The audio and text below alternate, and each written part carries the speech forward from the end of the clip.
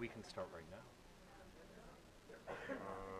We can start taping it. Okay. Hold on. Let me see. Yeah, because we'll get it started. Okay. You see, it went live. So now it's already live. And then taping. Oh yeah. You want me to start recording? Yeah. We'll do both. We'll get started right now. That says start recording, right? Yeah. I don't have my glasses. Is it going? Yeah, it's ready. It's going out. Okay. So let's get out of here. Oh, yeah. Okay. And I'll turn everything off. Okay. And then when you want me to do it, I'll do it. And remember, you have a microphone over there, and you have a second one here. Okay. Okay. I'll just see. I guess tomorrow we'll see how big of a file it is. Do you want me to show you again how to turn it up over there? I know how. I just got to go up to the. Yeah, up to that corner. And you know how to turn this. You got it. Okay. Okay, let's get started. Thank you for coming. As I said before, those of you in my class, you'll get your papers back next week. And here is my dad.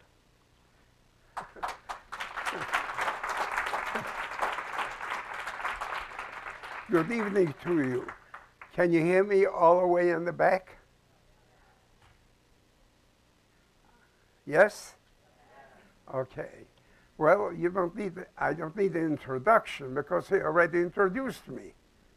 Anyway, let me tell you who I am. Aside from being an old geezer here of 95, but I will try my best for you to hear me all the way in the back, and I hope you'll get something out of my history that I am about to tell you. I am a retired physician who practiced in this area, Chicago area, on the south side, for almost 50 years. And I taught at the medical school here. And trying to avoid what you had to experience a few days ago in April, snow and cold and freezing, I retired at the age of 75 to Florida. As I said, told Les, you quit while you're ahead. And I've been there ever since. Now, I'm not here to teach medicine. That's past history. I am here as a Holocaust survivor. Now, I think that some of you may not know what Holocaust was. As a matter of fact, if you read the newspapers, about 2/3 of young people in the US never heard of the Holocaust, never heard of Auschwitz, and some never even heard of World War II. And forgot completely about World War I. But I'm not here to teach history. But I have to mention something about history because that's what this is connected with. Now, my name is Alexander B. White. Now you will wonder, where did I take the name White? My name was White Hair in Polish, Biały Włos. The B, my middle initial, now stands for my old name. And I went to the barber, cut off the hair, and I got old and white anyway, so I'm white without the hair. Now, where do I come from? I come from Poland. You see it there? This is the new Poland. When I lived there up to 1939, it looked different. Les, can you show the other map?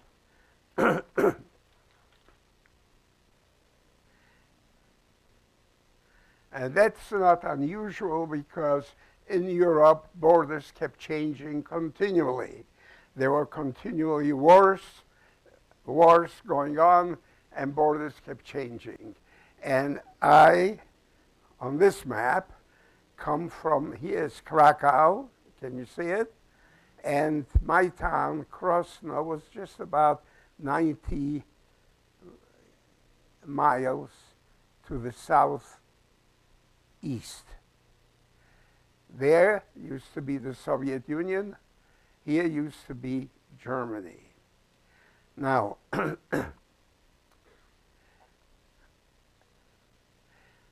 I had a family.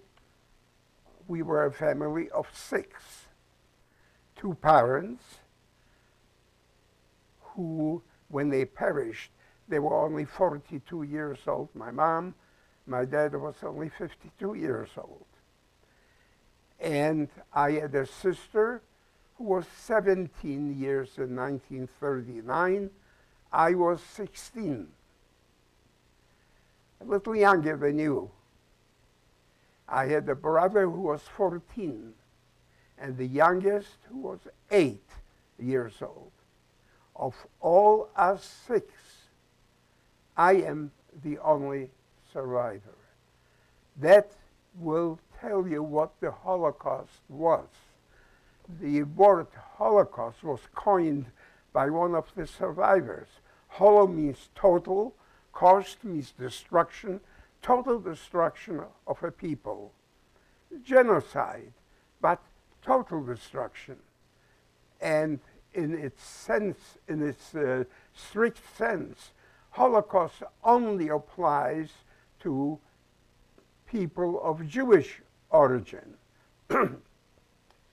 But in its loose interpretation, it applies to very many people.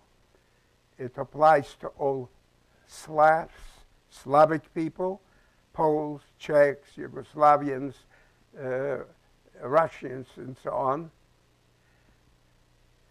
gypsies, and all kinds of people that Adolf Hitler, the Nazi leader of Germany, felt don't have a right to live.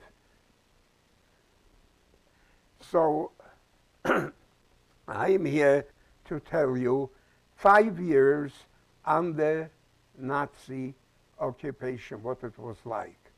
Now, I said Jewish people.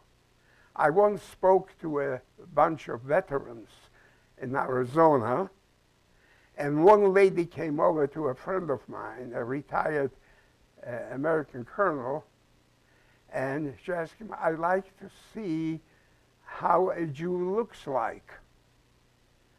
Well, so he brought her over to me, and now she could see what a Jewish person looks like. I told her that the horns I left at home. So, but anyway, so some people may not know who is Jewish. Jewish is a religion. And Christianity, as well as Islam, derive from that religion, and the Old Testament and all the prophets and so on and so on. So Jews preserved their belief all the way, and I'm told that I am a descendant of King of David and of the high priest in Jerusalem. Now, whether that is true, I don't know. But that's what I am told. Anyway, Poland looked in 1939 the way you see it, all the way. But Adolf Hitler, who rose to power in Germany January 30th, 1933, was a hater, and he hated Jewish people. Very much so, that eventually he decided to kill them all. But not initially. Initially, in the 30s, when he took over, he was killing his own handicapped German children, handicapped adults that were mentally ill and had no chance of becoming breadwinners, but as his killer, Heinrich Himmler, the head of the SS, said, they were bread eaters and not breadwinners. And therefore, they decided they don't have a right to live. And many people don't know that. In the 30s, before he even killed Jewish people, he killed his own. Close to 200,000 handicapped German children and mentally ill were sent to gas chambers. There was no such a thing as gas chambers before for human beings. That was the Nazis' invention. And that was in the 30s. So I'm going to take you back to September 1st, 1939. Although I lots of times start with the history all the way from World War I. But that would take too long. You would have to be here all night. So I will just start from World War II, which was September 1st, 1939. I have to tell you first something. Is why should you know about it? Why am I here for you to know about it? Let me explain it to you with a caricatura, a caricature that I saw years ago by Ed Wiley, a famous caricaturist here in the United States. He showed an old man sitting on a bench. It was a hot day, without his jacket and a short sleeve shirt. And a young boy was sitting on the same bench. So he went over to him and he looked at his forearm, at this old man's forearm, and he sees some horrible tattoo, but not the tattoo he is used to see. There's pictures of girls and this and that. And he said, "Sir, can I ask you a question? What is this awful tattoo in your forearm?" So he said, "Well, come over here and I will tell you." So he pulled his sleeve up and he showed it to him and he says, "You see, this was done to me when I was your age by evil people who murdered my family, and I was next in line. But by God's grace, I was saved and I am here." So the youngster tells this man, "Now I can see why you like to preserve this, to remind you that there are evil people in this world and we have to watch out and be careful." He said, "No, not to remind me, to remind you, the young people, that there's lots of evil in this world still now, even after the Holocaust. And if you will forget it, it's likely to happen again." And that's why it's important for the young generation and for generations to come to know about it, or it will never happen again. Now, some of you may say, "Well, we live in America. That is we have a constitution, we have a Bill of Rights. That could never happen here." Well, if it happened in Germany, it can happen here. Because Germans were not killers. Germans were nice, hard-working people. highly educated in Europe. As a matter of fact, Germany had about 400,000 Germans of Jewish descent among 65 million of Christians prior to World War II. And they were integrated into society that you couldn't tell the difference. Most Germans didn't know Jews from beans.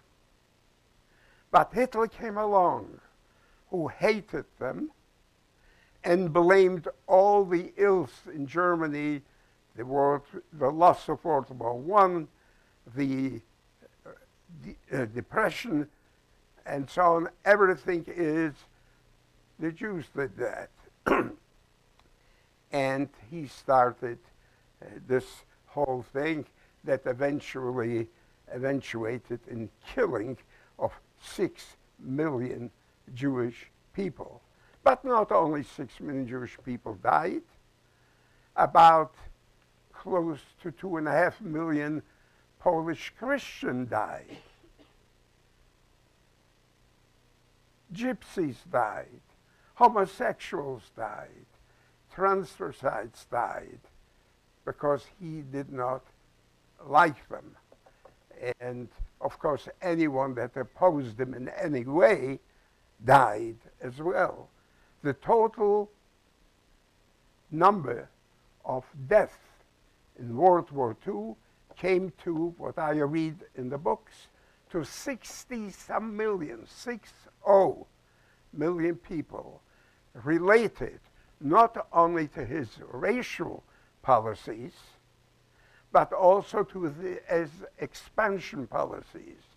He wanted to expand the German Reich, especially eastward, have the Slavic people, Russians, Poles, Czechs, Yugoslavians, Croatians, Slovenians, be the wood choppers and the water carriers for the glorious German race. And these people don't need to be in any way educated other than to know the German language so they will understand the orders. If they have to dig a ditch, that they will dig the ditch properly. And Hans Frank, the governor, the Nazi governor of Poland, said, I don't care even if 5,000 Poles die, as long as that ditch is completed. So that was their policy, and that's why you should know about it, because it can happen here. Germany had a constitution during the interwar period between World War I and World War II that was essentially the same as the American Constitution. But Hitler, it was meaningless. Just tore it up, threw it in the garbage, and that was the end. Because a constitution is just a piece of paper or parchment on which it is written, but it needs the people to guard those provisions. And if the people don't guard those provisions, you know, he is playing the Almighty, or playing Jesus Christ. He decides who is to live and who is not, and so on. So it is extremely important that you should know it, and for it never to happen in this country. The Germans were not ready to defend those provisions. They didn't march like they march here for the unborn. They didn't march even for the born. In the 30s, when he was killing his own, nobody stood up. No one marched on the street. The first time this came to light was when the Bishop of Munster in Germany stood at the pulpit and condemned the killing of the handicapped, children, and so on. And I read that Heinrich Himmler, the SS chief, was asked by the head of the SS in Munster, what should we do with this bishop? He said, he is too famous. we cannot do very much now, but when we win the war, we will take care of him. Well, fortunately, they didn't win the war. And I'm bringing you back to September 1st, 1939, when I'm awakened early in the morning, and I hear bombing in my hometown, a small town of 18,000 population, of whom Jewish Poles comprised about 2,400, 2,600. I hear the bombing, and from school I was to be a warden. That meant to chase the people into the cellars. But when I got out on the street, people were standing there just watching the German Stukas, that's what they were called, Sturzkampf, in short, Stukas, were descending on the air base in our town, descending on the train station and bombed it. And no one bothered going into the cellar. They were very precise. They knew exactly what to bomb. Only one house was damaged, and I know it because my family was in the glass business. So we were glazing windows, and we had to go and glaze the windows of that gentleman, Mr. Markevich, of his house that was near the airbase. They were very precise. They also bombed in a village near us the electricity plants. So there was no electricity, and so on. And to make a long story short, they marched through Poland very rapidly. Now, what we did not know was that Hitler, before he decided to attack Poland, had made a deal with Stalin, two arch enemies of one another. One the extreme left, Stalin, the other one the extreme right. But when it comes to gain something, they go to bed together. So what happened is they made a deal that as soon as the Germans defeat the Polish army, and the Polish army wasn't prepared for war. No one was prepared for war 20 years after World War I. The Polish cavalry didn't have a tank even. They were near us in a city called Sanok. They saw all the way down to the ankles. It was ridiculous. And he has a highly mechanized army that Hitler built up during the 30s with modern tanks that America didn't have. As a matter of fact, I read in the paper an American general who was in Germany in the 30s, and he watched their military parades, was amazed that American tanks were still from World War I, where one guy sat on top. He had his both feet sitting on the guy who was directing the tank, and if he wanted him to go right, he kicked him on the right shoulder. If he wanted to go left, he kicked him on the left shoulder. It was ridiculous.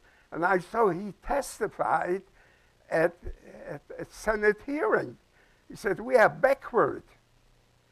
They had everything, and they weren't supposed to do any of it, because in the Versailles Treaty, when Germany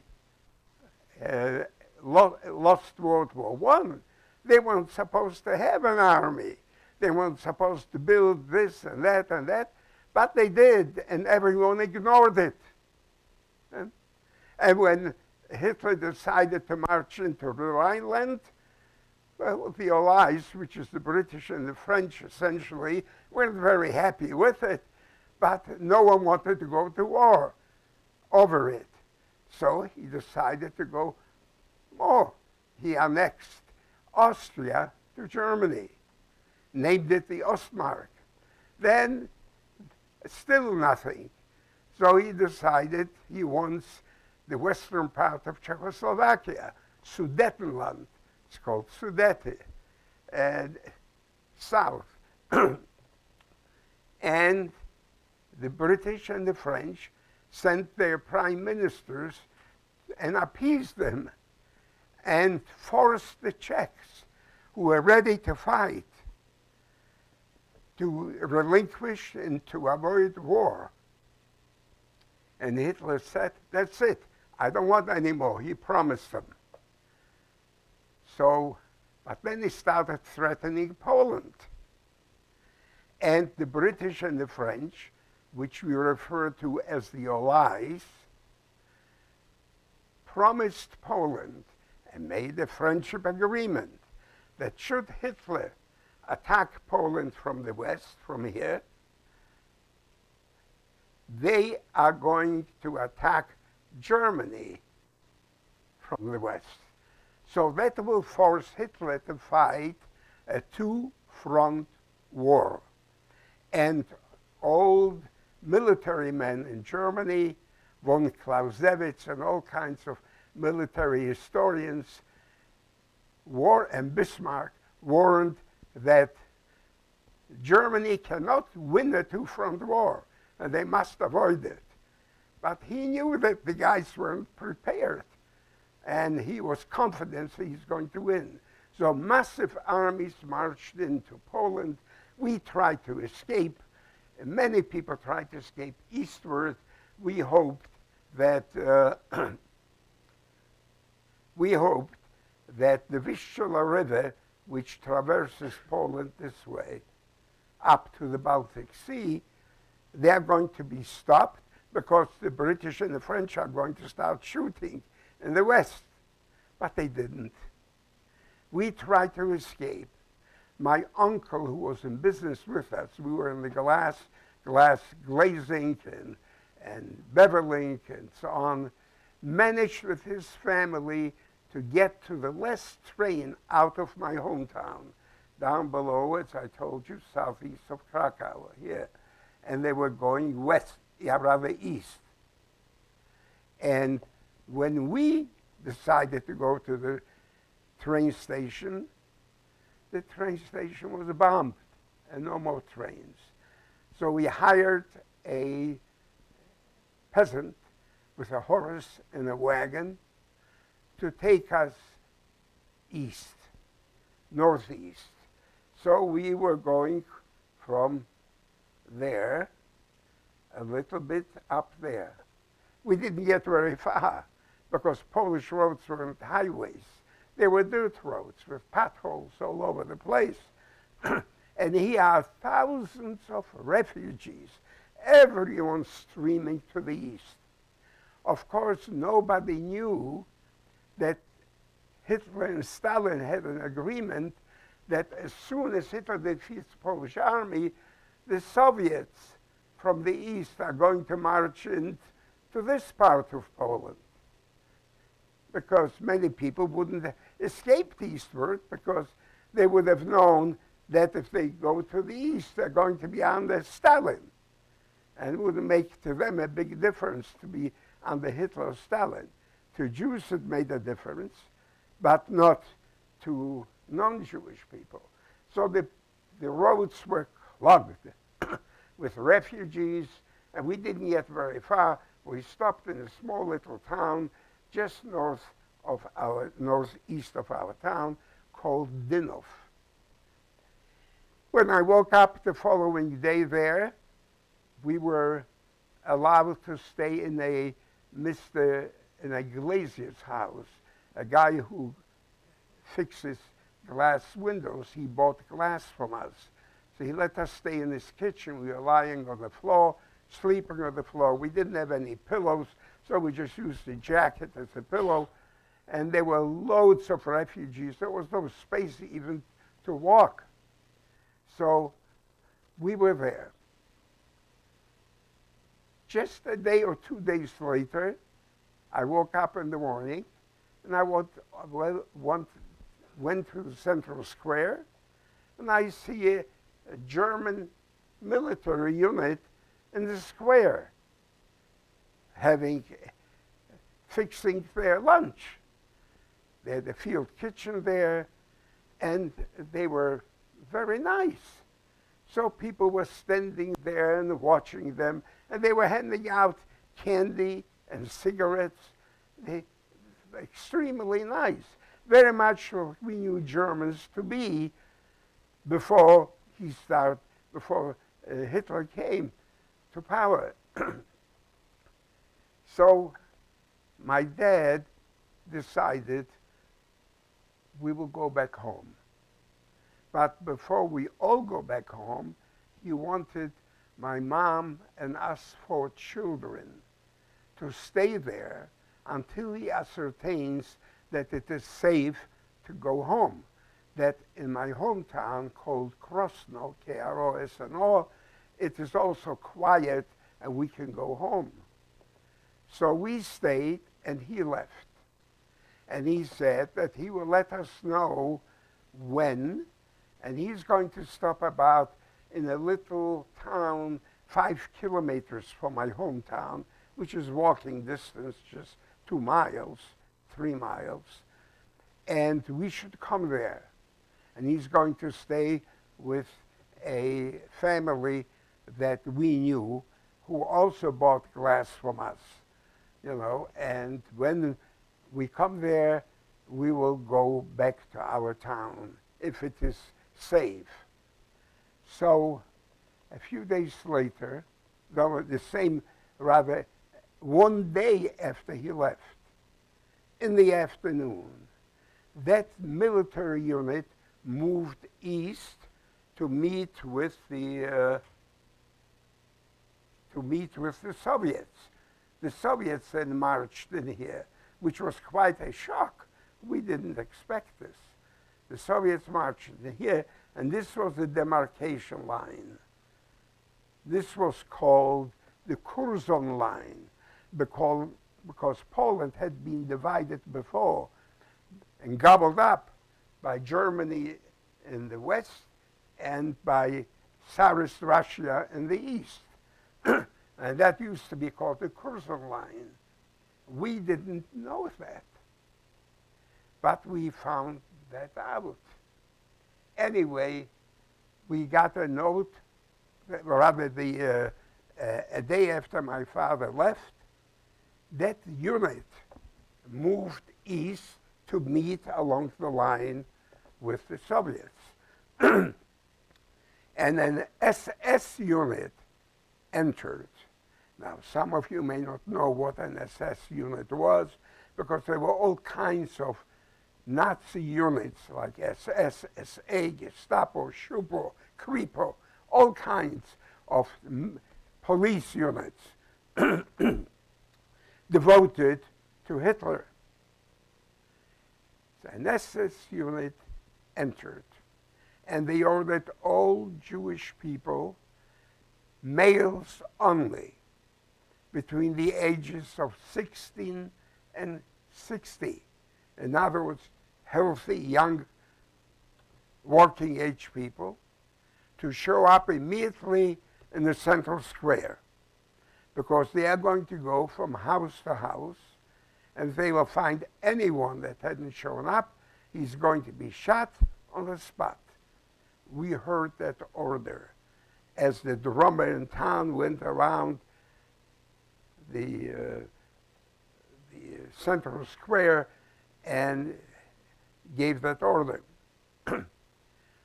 All of a sudden we hear crying, commotion going on outside. We are not allowed to go out. We are not allowed to open a window.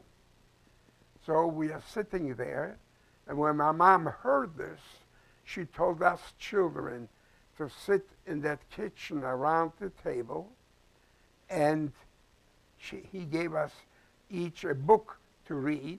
There were no secular books because he was a religious man. All he had was prayer books. So she gave each one a prayer book, and we were just sitting there as if studying. When all of a sudden, an SS man kicks the door open with his boot, a revolver in his outstretched arm, and he comes in, he said, "All men rouse," males. And he looks at me, because I was the oldest of the males. My brother was 3 years younger, he was 14, and the youngest was 8. So he looks at me. My mom, who knew German, because this used to be Austria before, not Poland. So the schools were German schools. And she told him that I was only 14 years old. So he let me stay. He went into the next room, and there was that youngster, 16 years old. His father went and hid in the basement, so he wasn't there. And he shoved that youngster out to the central square there. And we did not know what went on in the central square. All of a sudden, I saw a huge fire coming from a direction where I knew there was the Jewish temple. So I was pretty certain that they put the temple to the torch, because they did that in the 30s, before they were killing Jews. They burned some very ancient temples.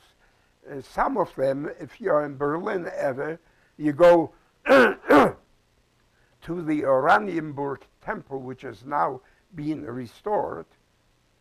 Bismarck and King Friedrich were sitting there in the inauguration. The Nazis burned it, and they burned 300 some temples. So I was pretty certain that they put that temple to the torch. It was frightening. We couldn't sleep. Early in the morning, there's a knock on the door. And there is that young kid, 16 years old boy, the local one, all bloodied up, pale, crying, and describes what happened in the central square.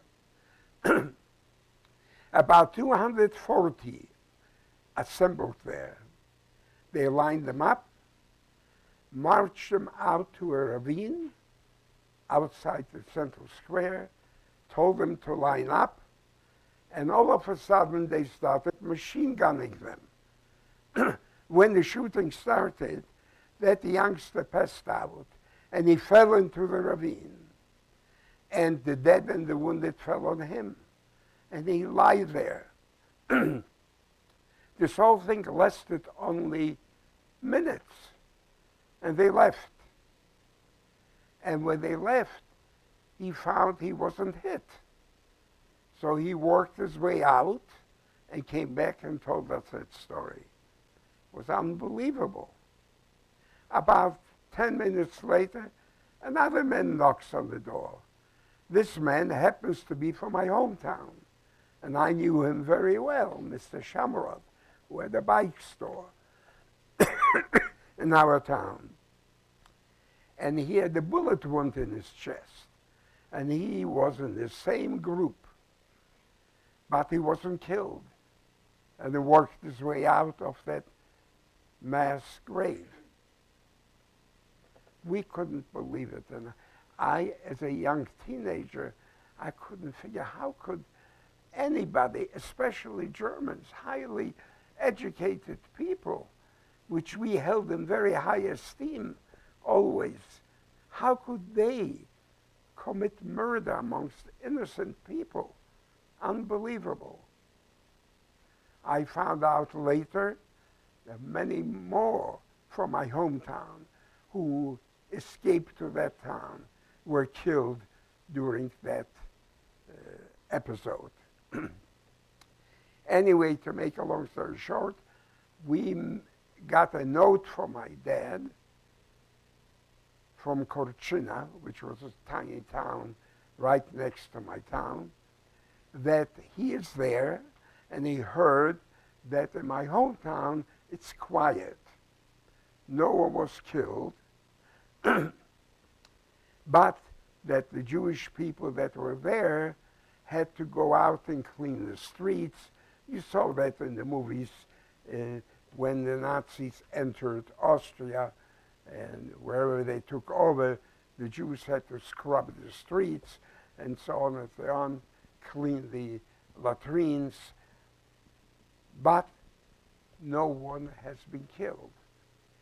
So we came home, we came there, and we together went back to my hometown.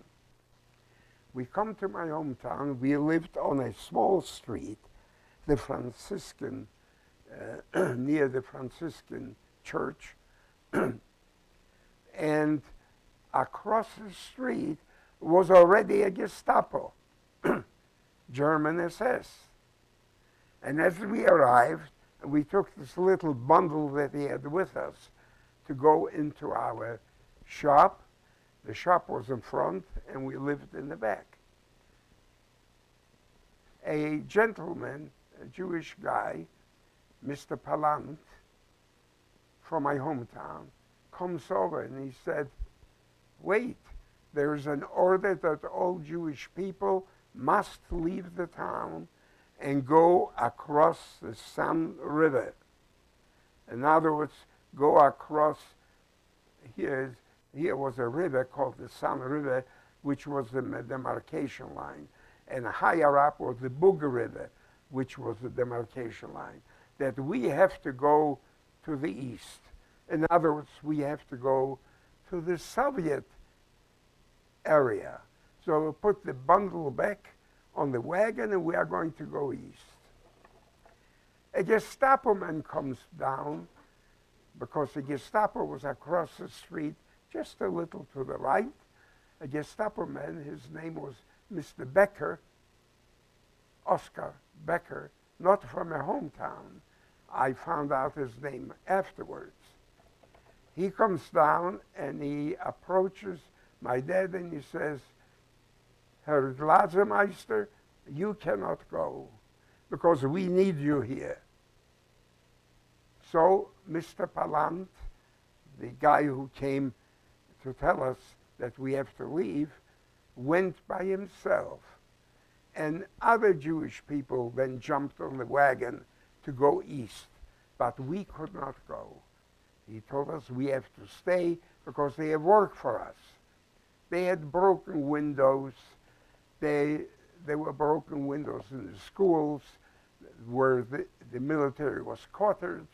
The air base had been bombed, and the Germans were going to restore it, so they needed us. So we had to stay. So we stayed. Now this was September 1939 when the war broke out that month.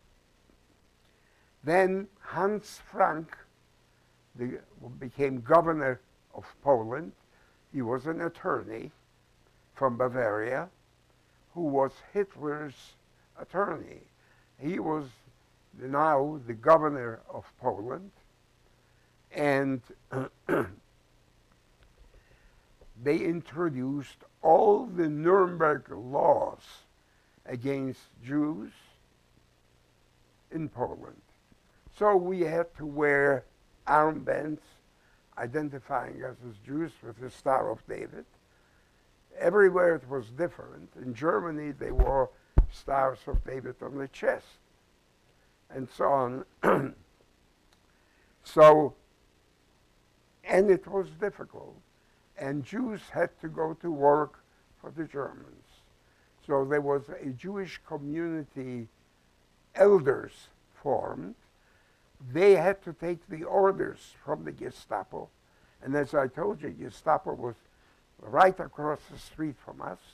So eventually I came to know every one of them because they needed all kinds of glass things to glaze their cars where the windows were broken, to glaze their offices and where they were quartered, their homes, and so on. So I came to know every one of them. Now, mind you, I was 16 years old, but I knew how to glaze and how to bevel glass and so on. So we were busy. There was an advantage to it because German soldiers and officers were continually in our shop because it took a long time to fix a window in a car or in a truck. So there were always cars and trucks lined up on the street waiting for us to fix it. So we were busy. And the Gestapo did not really bother us. So we were not obliged to go and shovel snow in the winter, clean the streets, the latrines, because we were busy. And there was an advantage to it, because the German soldiers and officers, when you fixed their window or did framed something for them, we were also in the framing business, they always gave you a loaf of bread, they gave you a can of sardines, sardellenbutter, which was really very good here and there, whereas others starved. Now, we starved too, but that supplemented our diet. So we were better off than the rest of the Jewish people in town, but everyone suffered. Polish Christians, especially peasants, had to deliver all their goods to the Germans. And if they did not, they were thrown in jail or sent to Auschwitz. Now I will tell you about Auschwitz. Auschwitz in Polish is called Oświęcim. During the Austrian rule, this was actually a military post. And it was changed by the Nazis into a concentration camp called the Auschwitz concentration camp. The initial inmates in that camp were not Jews. They were Christian Poles, peasants who didn't deliver their goods, and those who were suspected of being in the underground and opposing Germans, homosexuals, things like that. But Jews were not there. Later, it became a mixed concentration camp where there were Jews and people of just about every nationality, French, Dutch, German, and so on. So that was Auschwitz. But we were still relatively free. That was 39. 1940, you will learn in history, since the British and the French, the Allies, did not start shooting, Hitler decided he was going to take care of them. He moved his troops from Poland because he was now friends with Stalin, so he didn't have to worry about the East. So he moved his troops to the West, to Germany, and he attacked the Allies. Now, how did he get to the Allies? The French had built a so-called Maginot Line, M-A-G-I-N-O-T. Maginot was a famous French engineer, and the French wanted to build a defensive line that Germans could not penetrate anymore. So they built what's called the Maginot Line. They thought that will prevent Hitler from attacking them. But Hitler had no problem, because neutrality to him meant nothing. So he just marched into Belgium in the north and to Holland, and from there marched in behind the Maginot Line, and within 5 weeks, France was gone. Now, you've seen the movie Dunkirk, some of you possibly, on Google. He forced the Allies all the way to Dunkirk. And then he tried to get the British to give up, so he left them a couple of days of relative freedom, but Churchill became the prime minister instead of the previous one, Chamberlain, who had appeased Hitler before. But Churchill wasn't about to give up. So, as you saw it in the movie, he mobilized little boats and everything possible to transfer British troops and French troops, if possible, to Great Britain. But they couldn't take the heavy equipment of theirs. You couldn't take tanks, trucks, cars, and so on. I saw that in Poland, because whereas before I used to fix German cars, DKWs, Opels, BMWs, Mercedeses, and so on, all of a sudden I see British and American cars. It was surprising, because all of it, the British had to leave on the continent. And of course, France was gone within 5 weeks. Poland had been gone within 17 days. So now he marches in all the way north, from Belgium, Holland, up north to Denmark, to Norway, all the way almost to the North Pole, and wins everywhere, turns around south, and goes all the way south, takes all the way to the Aegean Peninsula. Can you imagine? With all these troops, the French and the British couldn't do a darn thing. And America was not at war yet. And America wouldn't even if they wanted to, there was nothing they could do other than help the British. And that was very difficult, because many in America just didn't want Americans to get involved in the European war. So he had it all. Now, Italy was neutral, and it had a fascist leader. Fascism is very much like Nazism. Hitler wanted Mussolini to join him originally when he started the war, but Mussolini refused. But now that Mussolini saw that Hitler has the entire continent of Europe and lost very little in life, so he decided he's going to join him. And he crossed the Adriatic. I don't have the map here. If you can show that map, I will show you. Although that is history, but I lived that history. Okay, here. You see, here's Germany, here's France, here's Italy. So Italy is run by Mussolini. So Mussolini crosses the Adriatic and goes to Albania and here to Greece. And the Greeks are tough fighters, so they gave him a very hard time. And Hitler had to send his troops to save the Italians. And the Italians were in North Africa, all the way down here, were the Italians. And the British army was in Egypt, here, somewhere in Egypt, fighting the Italian fascist army. And the British gave them a beating. So Hitler sent his Africa Corps. You are to ignore that. That is a test. Okay.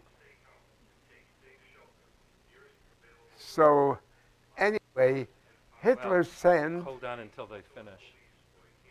Oh, I can scream louder than they.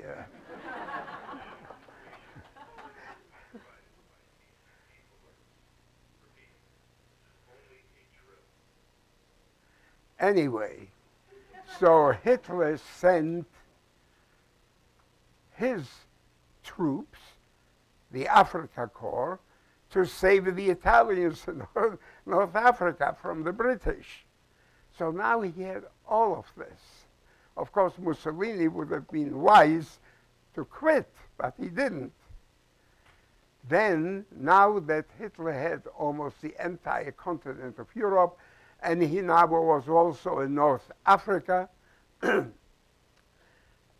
he decided he better take care of Stalin, his friend.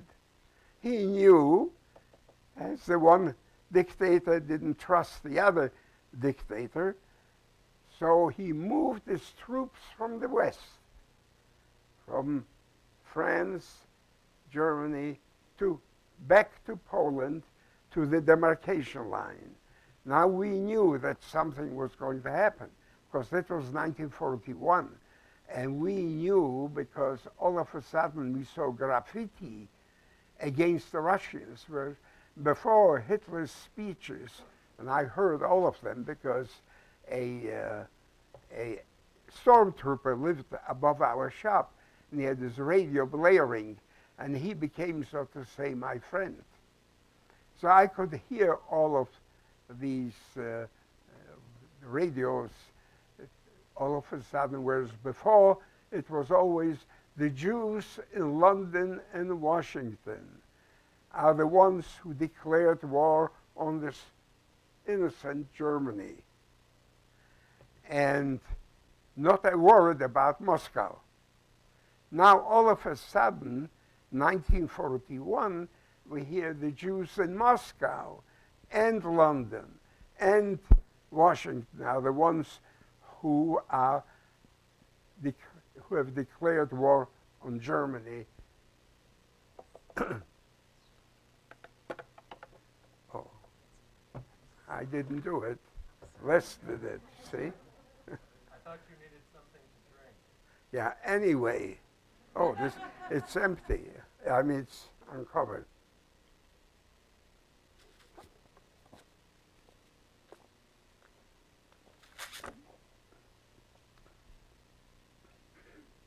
Les, can you hold it? My hand shakes, so I'm afraid it will fall. Anyway, so he decides to invade the Soviet Union. So now German troops march in across the demarcation line that you had seen into the Soviet Union and go there as fast as they did through Poland, encircling hundreds and thousands of Soviet troops and taking prisoners of war. We saw it because they built a prisoner of war camp in a small village near us, and we saw thousands of Soviet prisoners being led to that camp. I couldn't believe it. The Soviet Union, we thought, was very strong. How is it possible that so many thousands are taken prisoner? But that's how it was. But within a few days of that,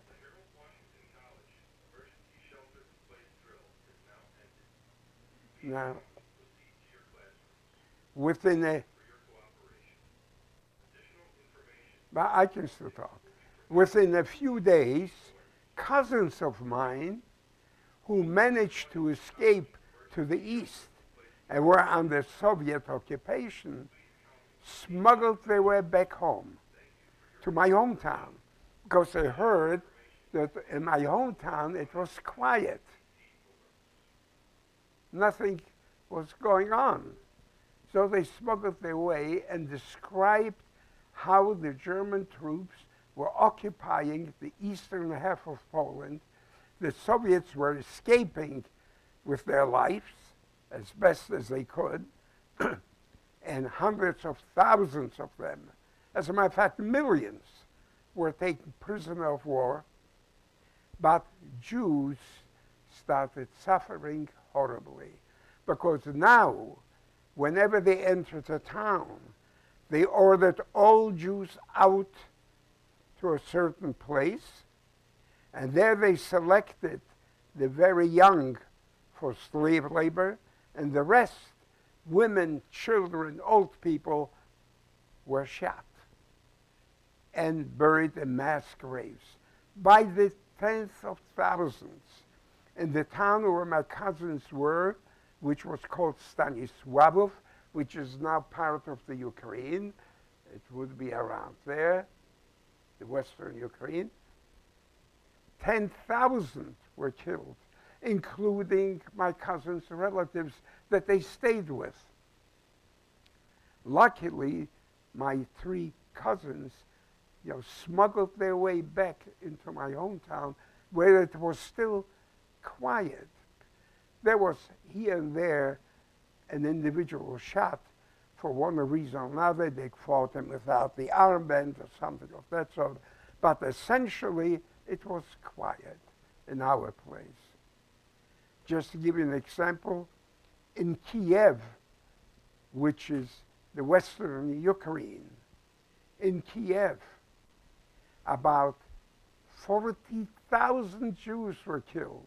Women, children, old people, at Babi Yar, a big ravine which a Ukrainian poet memorialized after the war. So loads of people were being killed. And it was quiet in our town. But then came, towards the end of 1941, the German troops were already on the outskirts of Moscow. The first week of December 1941. Mind you, June 22nd, 1941, they marched east, and within barely 6 months they were in Moscow. It was absolutely amazing how rapidly they moved.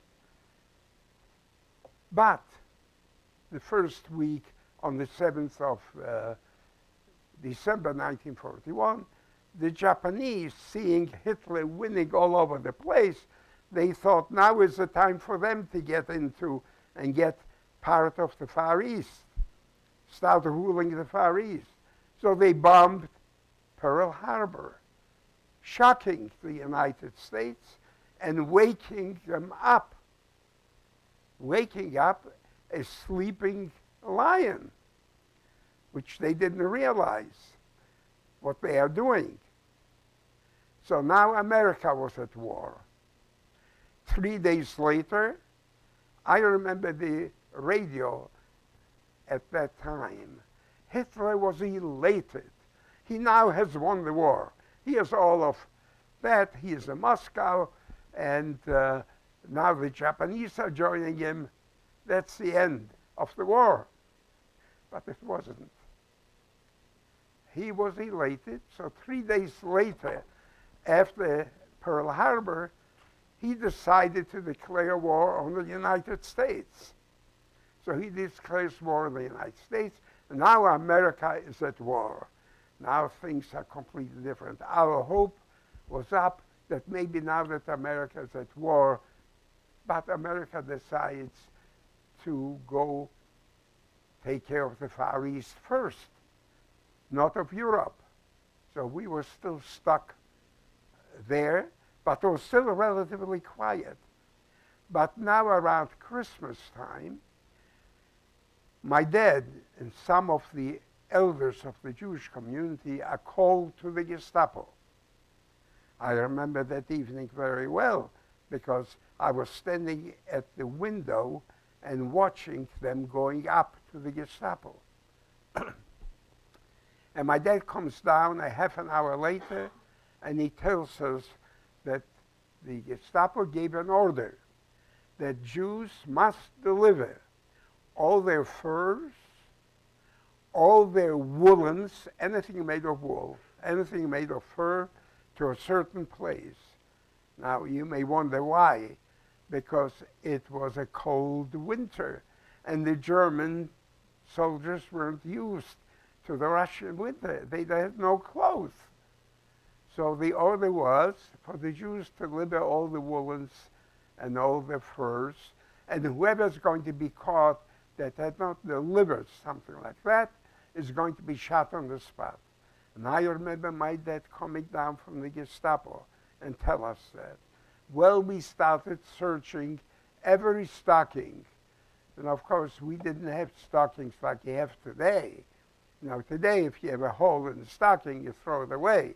And you go and buy a dozen pairs.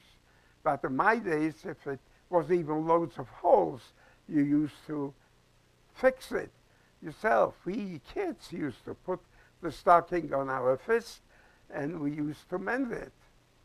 We gave them every one of those stockings with the holes, without the holes.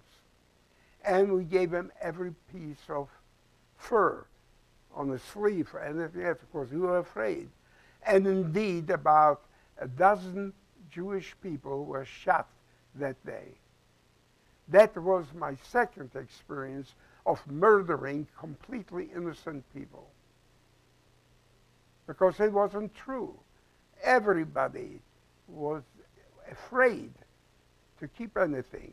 The rumor was that they found a glove on one of the ladies that I knew. She had a little kiosk.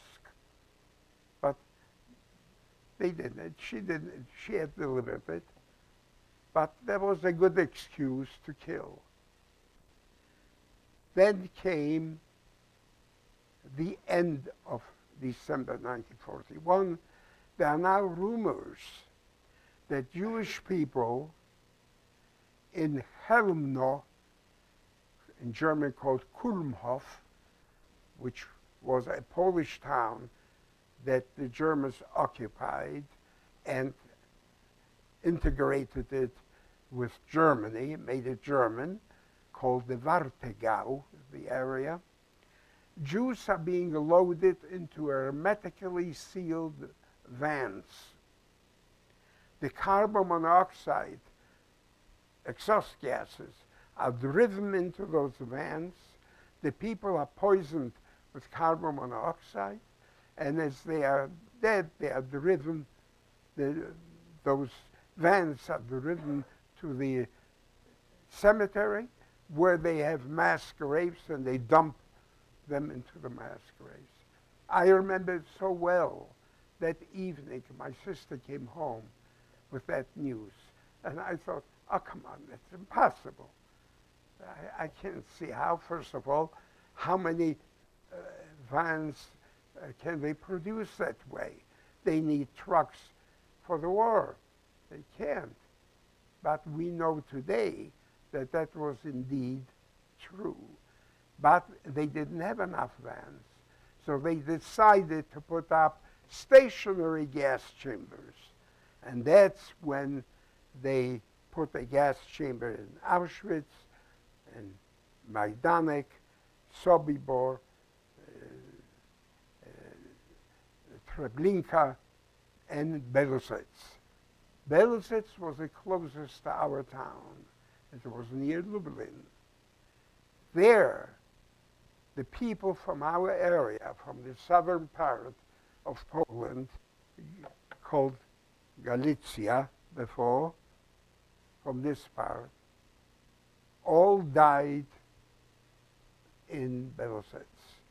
Now, how did it go? It came to our town in August of 1942. The order was that every Jewish person in town must show up one morning, which was August 9th, near the railroad station, where there was a big cattle market plaza called in Polish Targowica. Everybody has to show up in the Targowica for so-called resettlement. The action was called the resettlement action. According to the Gestapo, all Jewish people were to be resettled to the east, all the way to the east, and to work for the Germans there. And there they will get bread and food, and everything will be dandy. But we have heard from other towns rumors that instead of going to work somewhere in the east, they go to the gas chambers in the east, to the east of us, in Belosec. We found that out. So we hid my mom, and we hid my sister, and we hid my little brother, because we knew that women and children and elderly would be the first victims, because this was now the third year of war, and they needed every working, able individual, able to work individual. But for women, children, and older people, or the weak, they had no use for. So we hid, my mom and my sister and my youngest brother, and Mr. Heller, who was a relative of ours, and he worked with us in our glazing shop. He hid his wife, Rachel, who was 20 couple years old. And she had 2 babies that were about a year, 2 years old. We hid them all in the attic. But we marched out to that assembly place, the Targovica. To describe to you this scene, marching out there, is humanly impossible. Even if I were a writer, I couldn't possibly describe it. The crying was awful. The saying goodbye to one another. Babies being pushed in their carriages. Oldsters being carried on their shoulders that couldn't walk very well. People with their prostheses, people with their canes. Some were pulled on little wagons out there. It was a scene unbelievable. We got to near the Kargovica, and I see the places surrounded with machine guns. SS with machine guns. We march in there, and there's SS all over the place, and they are ordering this one to go in this corner, in this corner, and you immediately see that those ordered to go into the corner were those that were brought in on the shoulders, and people with canes, and older people, and skinny people, and women, men, all have to go into that corner. It was pretty obvious to me that they are going to be probably the first victims. They're not.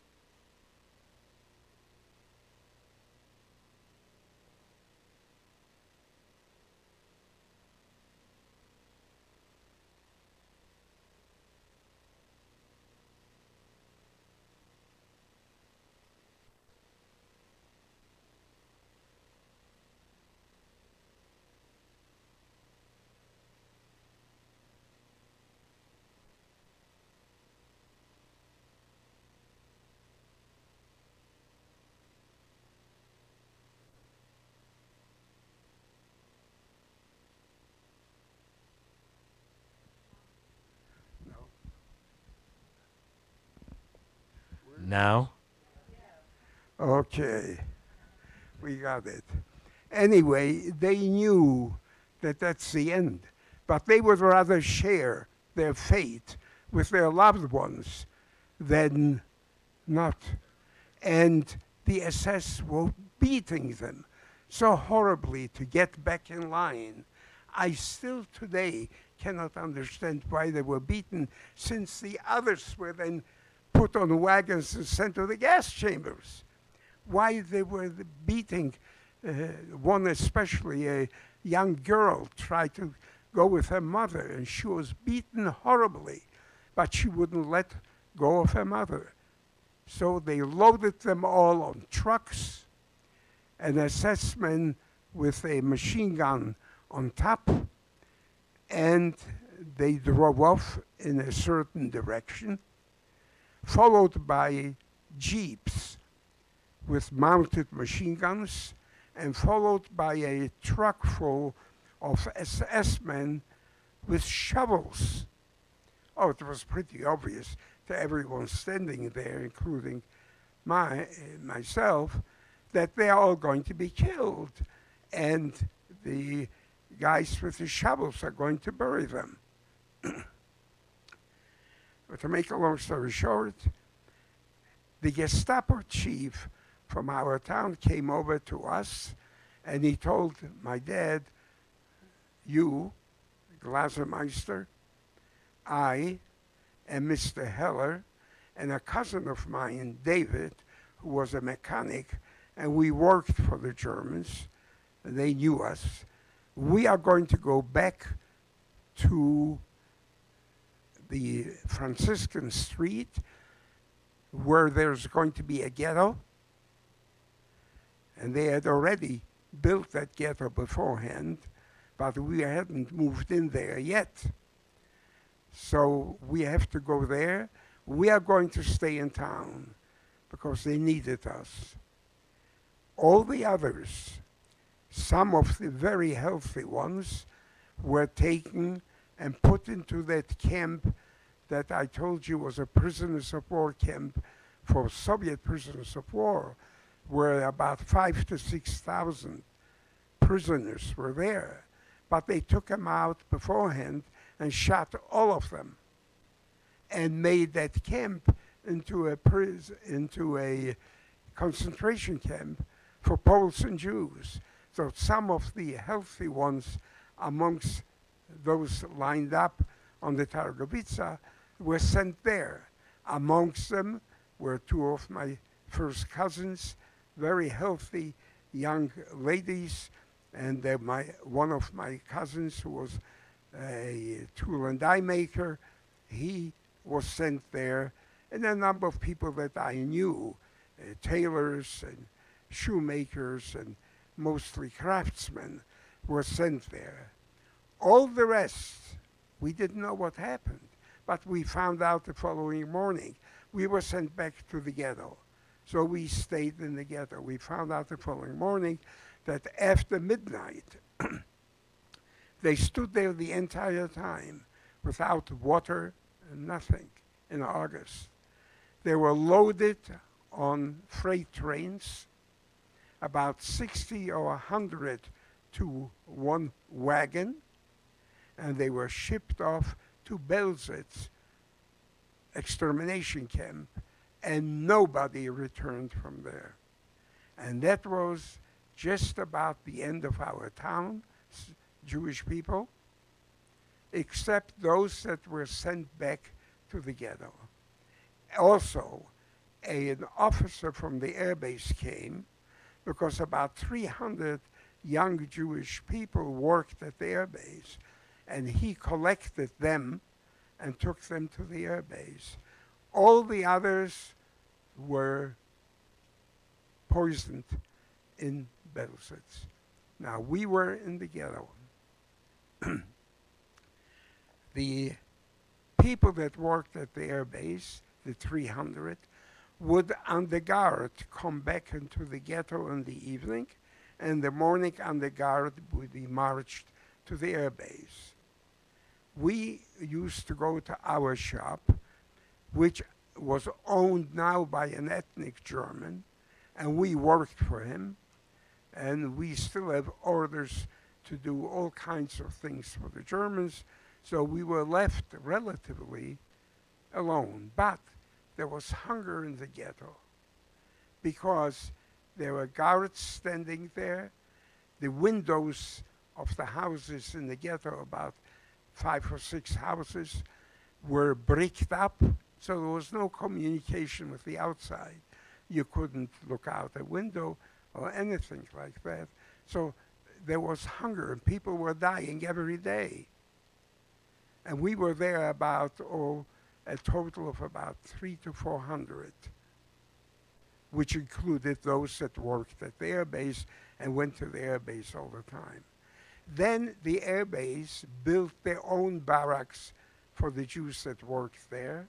So only these certain Jews remained in the ghetto. 2 weeks after this,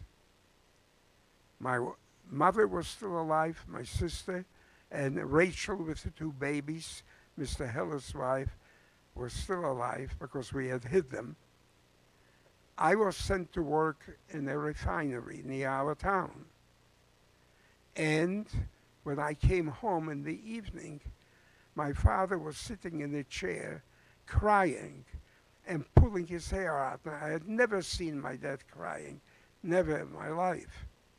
And my cousin, the tool and die maker, was standing there and cheering him up.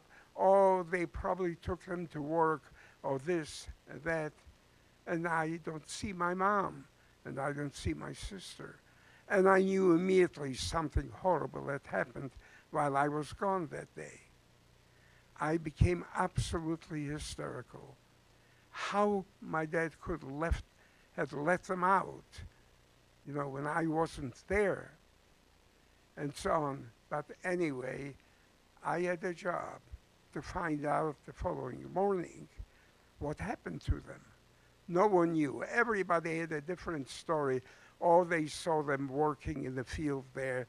The other one said, oh, they took him to jail, and they're in jail in Yaswa. So I went to that stormtrooper who lived above our shop.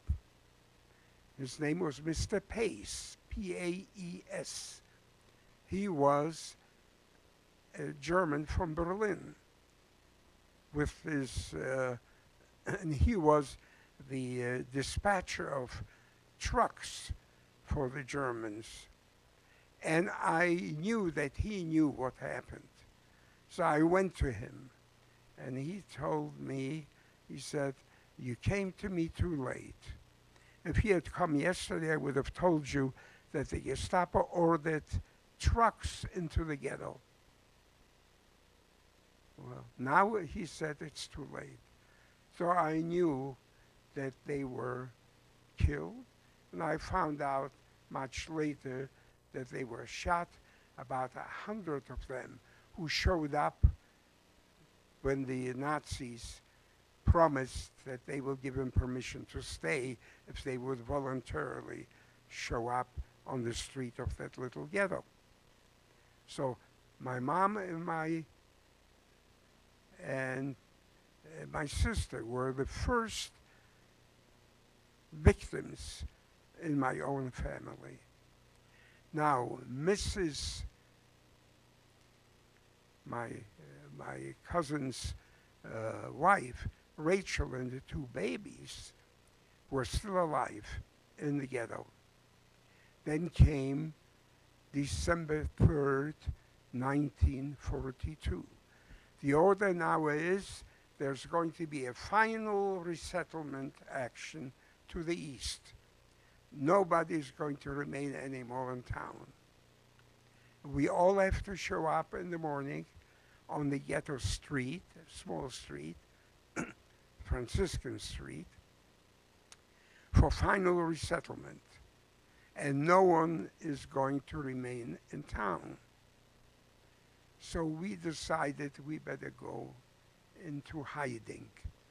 We slipped out of the ghetto, and we went to the shop, which was about a street away. And there was a basement, and we hid in that basement. And there I was, my dad, my little brother, Mr. Heller, his wife Rachel with the two babies. And we were there all night. Now, mind you, this was a Thursday. You can look it up. It was December 3rd. And then the following morning, when we woke up, of course, we couldn't sleep. There I said we woke up. We didn't sleep. Mr. Heller took some tools to go out on the street to find out what's going on around the ghetto. He comes right back and he says, it's surrounded with machine guns. So we knew that's the end. We waited until the ethnic German who owned our place opened the shop. We crawled out of the basement, and he was standing there, and he said, hey, what are you guys doing here? with babies in the winter. And we told him. So he said, look, you cannot stay here, of course. But he said he will go into the ghetto. He will speak to the Gestapo and find out whether we are going to stay in town. And he comes back with the Gestapo man. The Gestapo man's name was Becker. That's the same Gestapo man who told my dad that he's not to leave for the East, he has to stay in 1939. He said, follow me into the ghetto. We followed in the ghetto. In the ghetto, he tells us, go in and take a shirt or something, clothing, and line up with the rest. Everybody was lined up already. There were already a few dead ones strewn that were shot. A few more that were shot who came too late into the ghetto. Apparently they were in hiding. They were shot. So they were dead strewn on that little street. We lined up there, and then the chief of the Gestapo, Schmatzler, comes over to my father and he said, you and your son, that is me, and Mr. Heller, and my cousin David, are to go to the air base. They have barracks for us there. We are going to work for the German Air Force, but will remain in our town at the air base. Well, we pleaded with him to let my little brother go with us, and he wouldn't. We cried. He wouldn't, but he said to my dad, I promise you, they are not going to go up there to heaven. They are going to go to a larger city called Rzeszów, in German, Reichshof. That's where they're going to be in the bigger ghetto, and you will be able to communicate with them and this and that.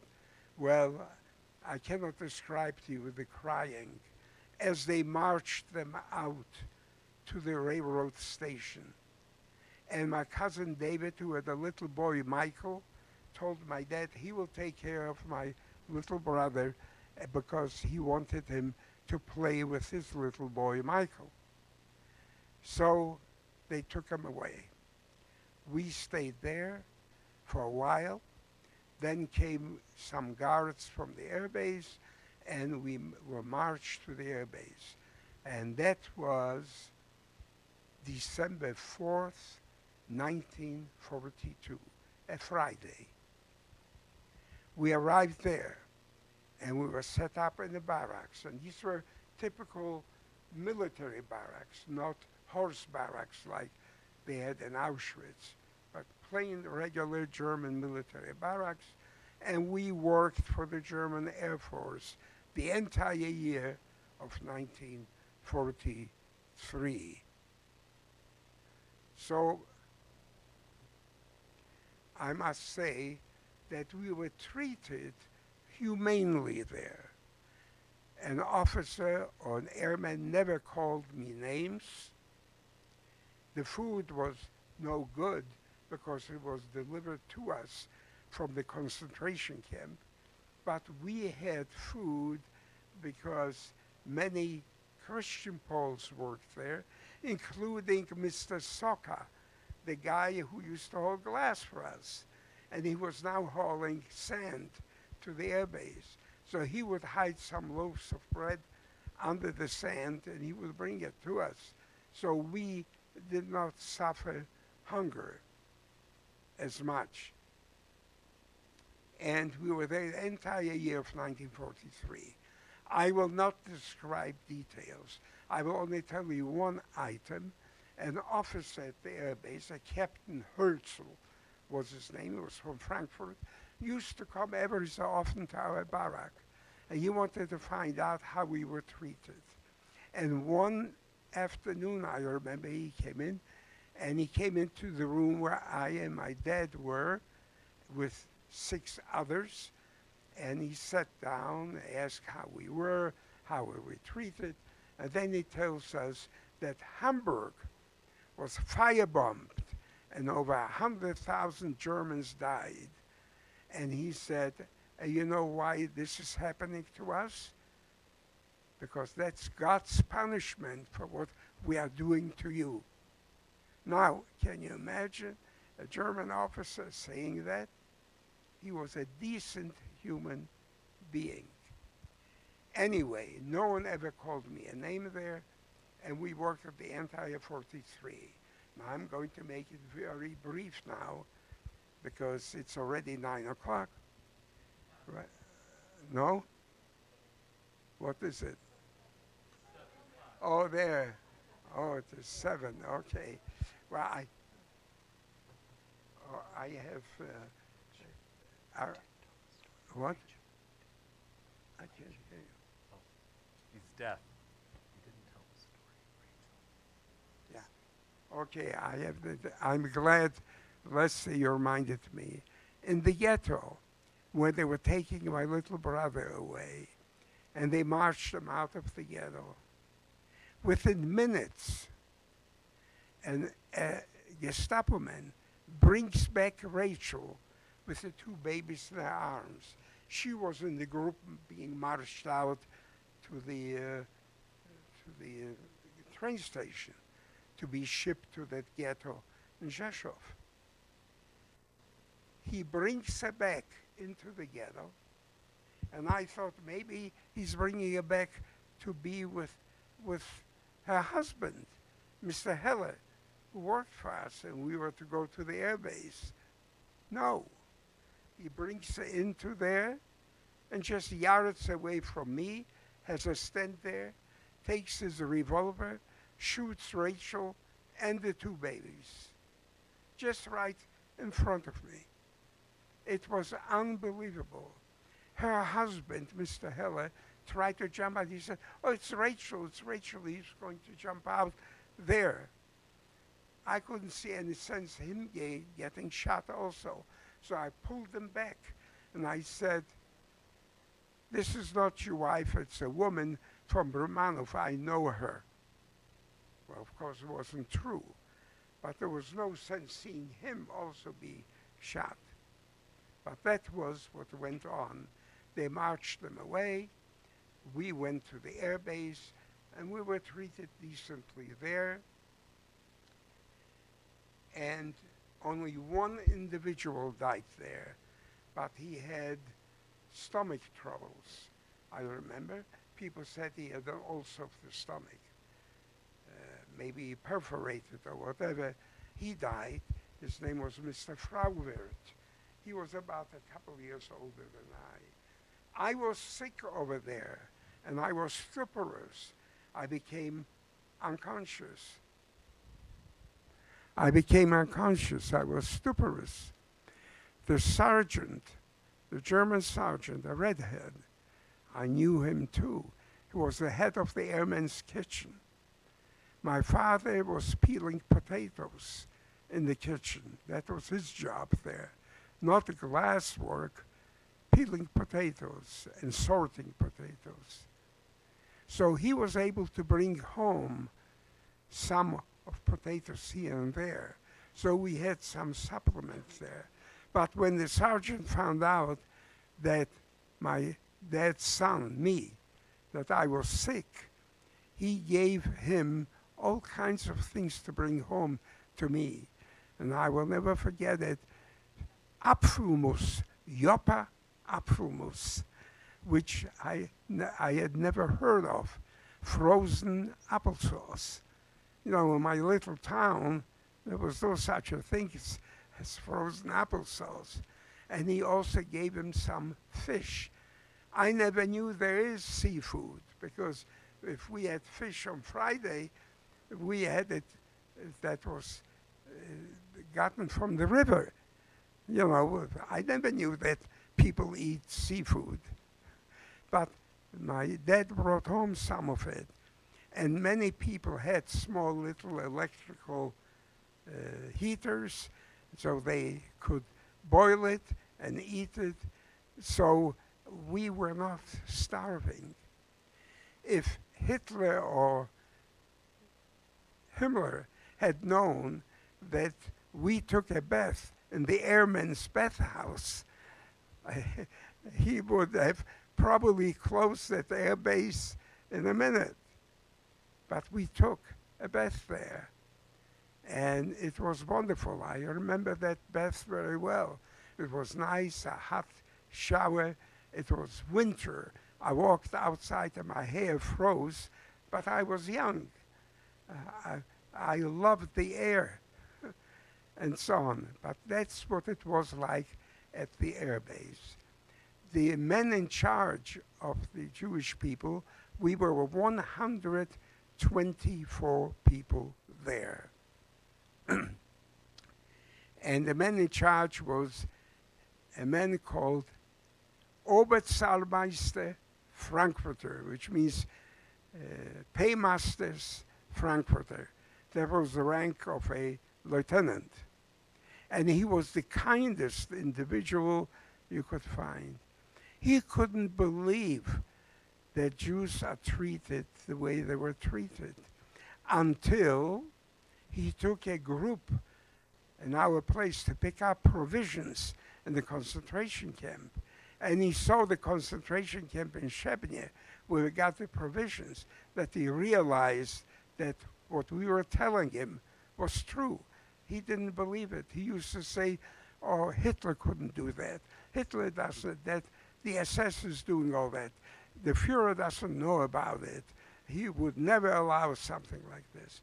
This, what I want you to know, was the belief of every just about single German.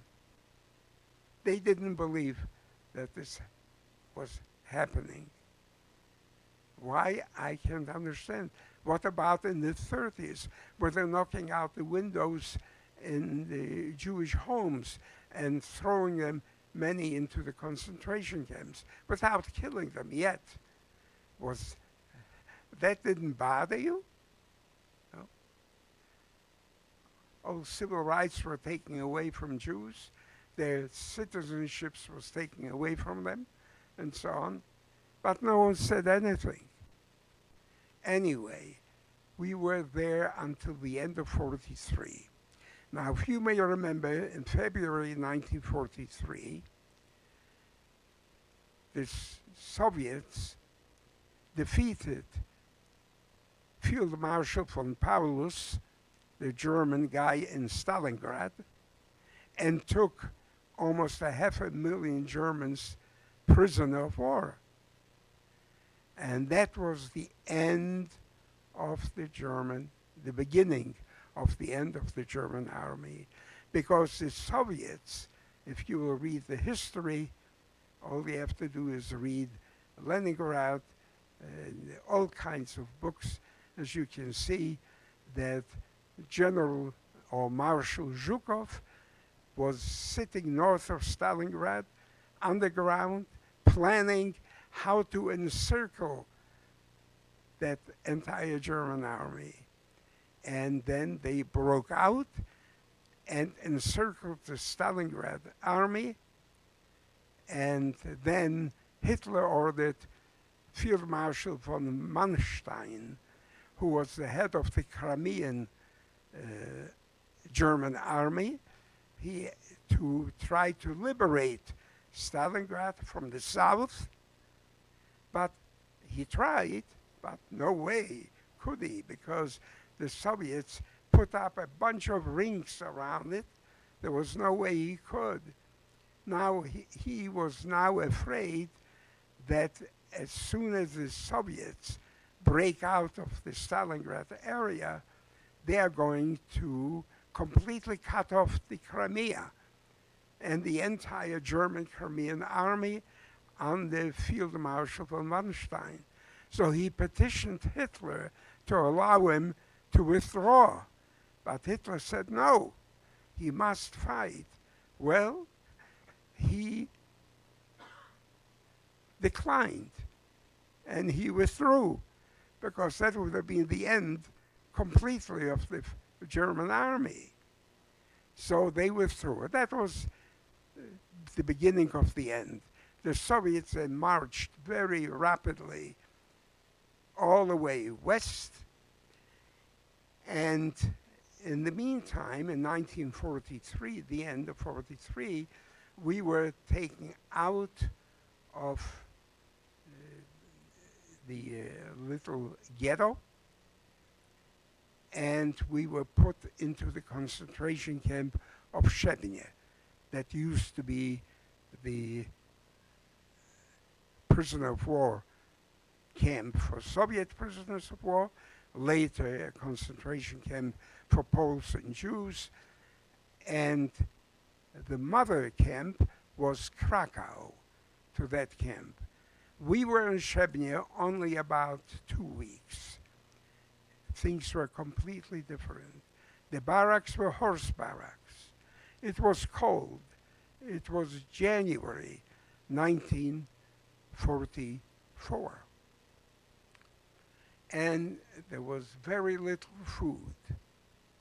Fortunately, we were only there about 10 days, 2 weeks, and we were shipped to Krakow, to the concentration camp of Krakow. There we arrived around the 10th or 14th of January 1944. To anyone, anywhere, like in the United States, this was for all practical purposes the end of the war, because the Patton's troops had chased the Afrika Korps out of North Africa. Americans and British armies had landed already in Sicily, and were already in Italy. But we didn't know all of that. The Germans were still very strong. So we were now in the concentration camp of Krakow.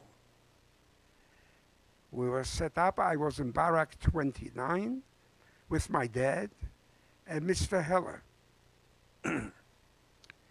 Then in April,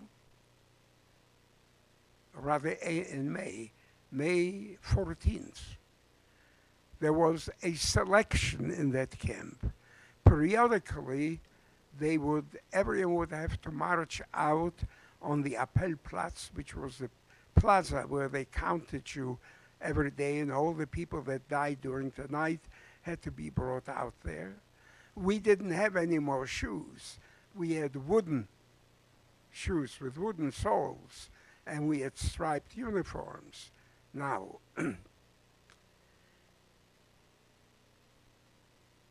they had selections. They would take the older people and the malnourished people and ship them to Auschwitz, because Krakow didn't have a gas chamber, but Auschwitz did.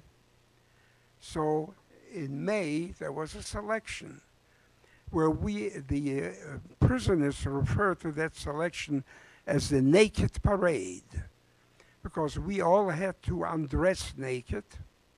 We stood there, and we had to march by a desk where a German physician, an SS physician, sat, and he decided who is to go to Auschwitz and who is to stay in Krakow. And my dad and Mr. Heller were ordered to go to Auschwitz, and I was to stay in town. My father knew that that was the end of him, because Auschwitz was only about an hour's train ride from Krakow. He had a little piece of bread in his pocket, and he turned to me and he said, "Here's your piece of bread. I'm giving it to you. I will not need it anymore." And I said to him, "Oh, you might need it. Some people survive Auschwitz as well." "No, I know I won't need it, and I don't care to live anymore anyway. I have worked hard all my life. I lost everything, and I lost my wife, and I lost the children. You are the only one that's still alive. And I pray to God that you survive." And he said, "If I live another 10 years, all I will be doing was consuming another ton of potatoes. So I don't care to live anymore. But I pray to God that maybe you will survive. And you do, if you will, promise me one single thing, and that is that you are going to be a mensch. That means a decent human being. And when Les asked me to put down my memoirs, we didn't talk about that for 40 some years. And I put it down, I needed a title. And I thought that the last sentence that my father uttered, be a mensch, would be the most appropriate title. So a mensch is actually a German word. But in the Jewish language, which is just a type of German, a German dialect, it means be an unusual person. Be kind, be charitable, be tolerant. And that was his last that I saw. We dressed, they marched them off. And I will never forget, as they marched them off, my father turned once more to me to take a look at me.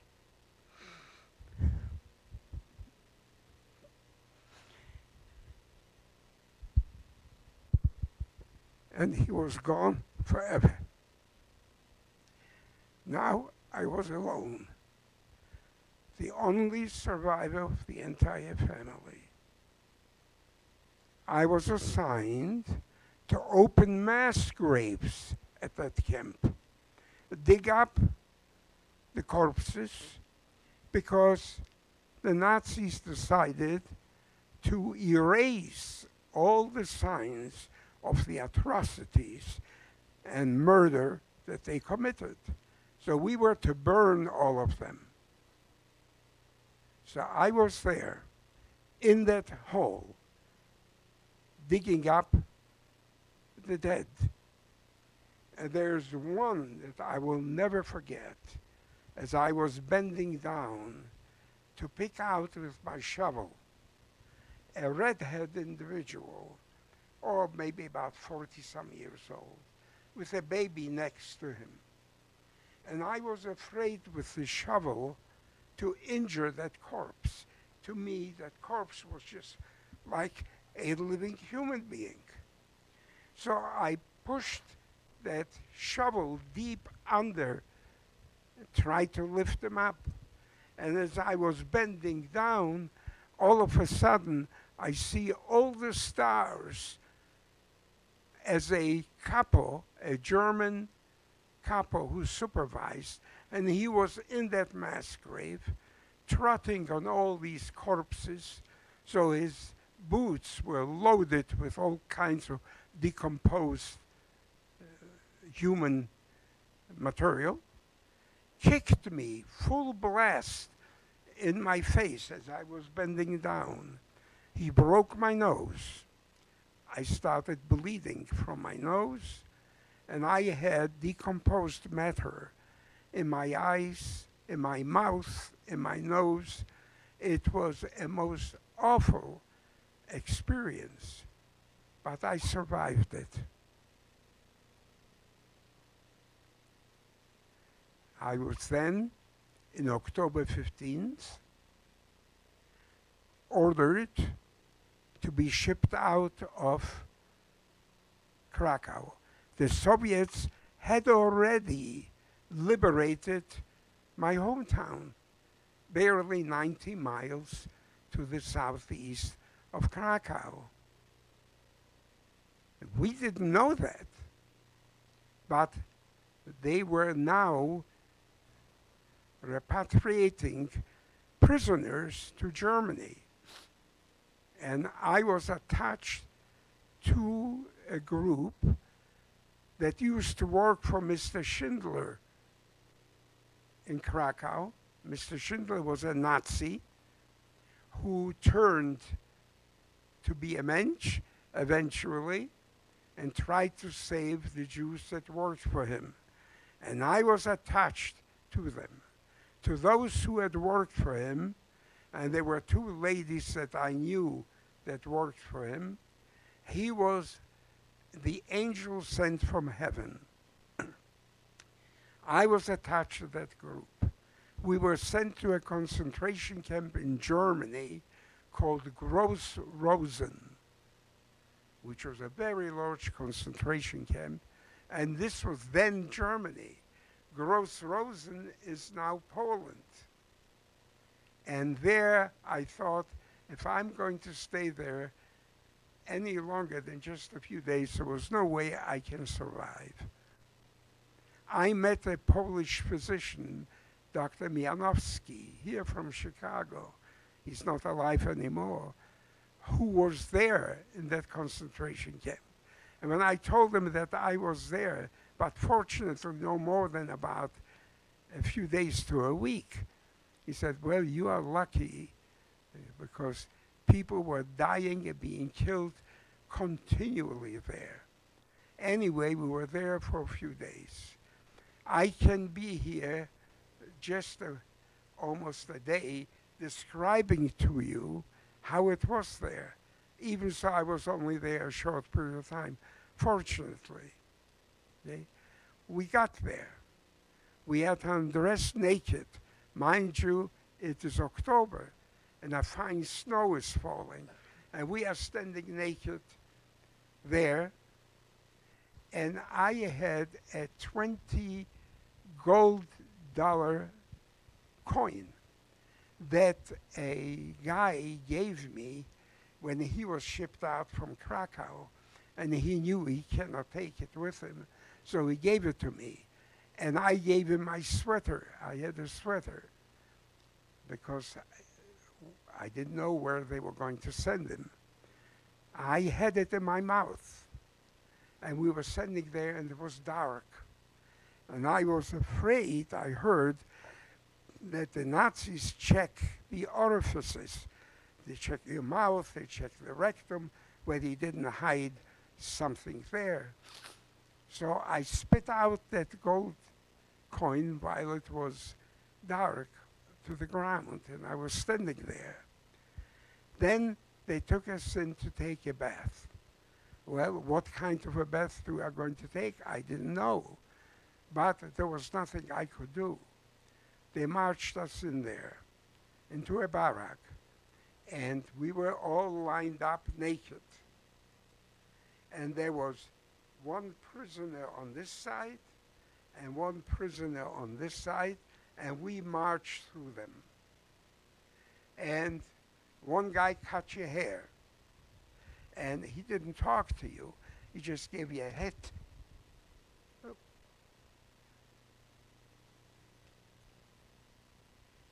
He gave you a hit in the head to crouch, and he cut your hair a big swath, 1 inch wide, this way, so as to make sure that you're not going to escape.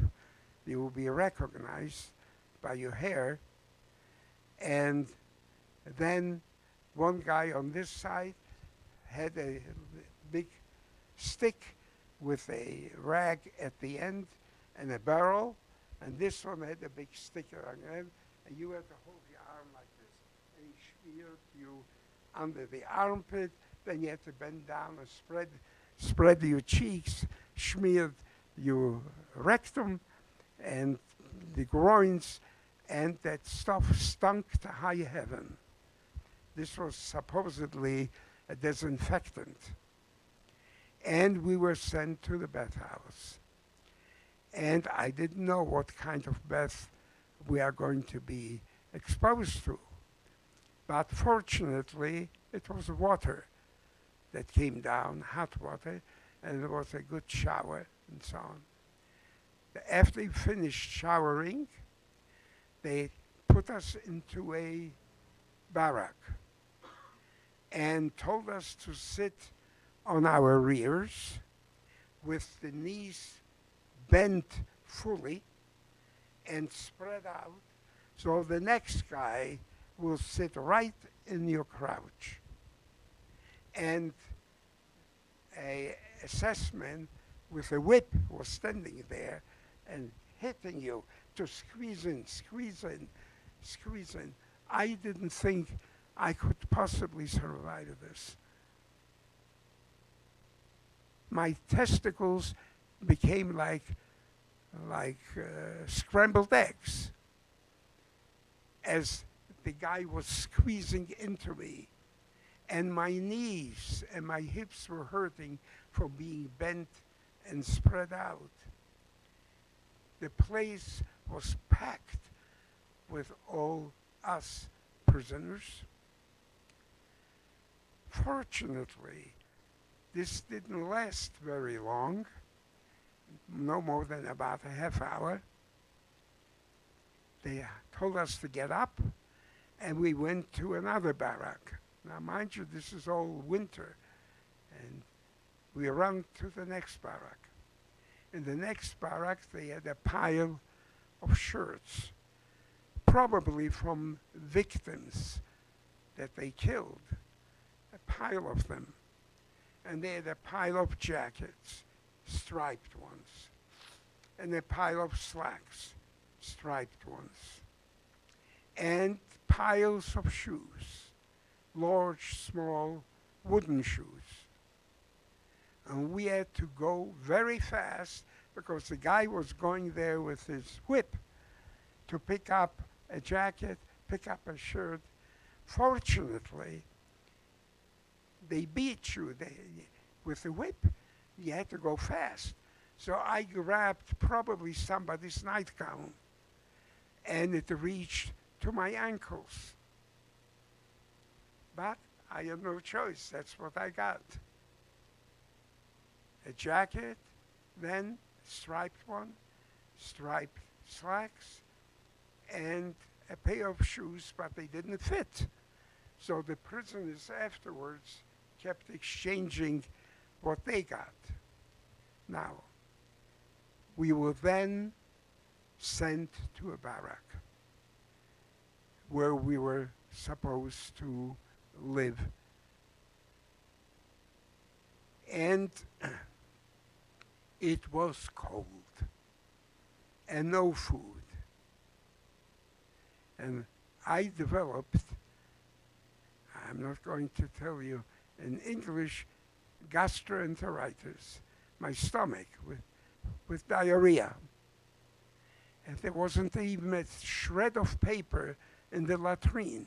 The latrine was a large latrine with holes where all the prisoners were going to. And here I have diarrhea, and God, how am I going to survive this? And no paper to wipe yourself. Well, fortunately, I had this large shirt, so I kept tearing off stripes of that shirt to wipe myself, to clean myself. It was a horrible experience. I will never forget that. But I survived it.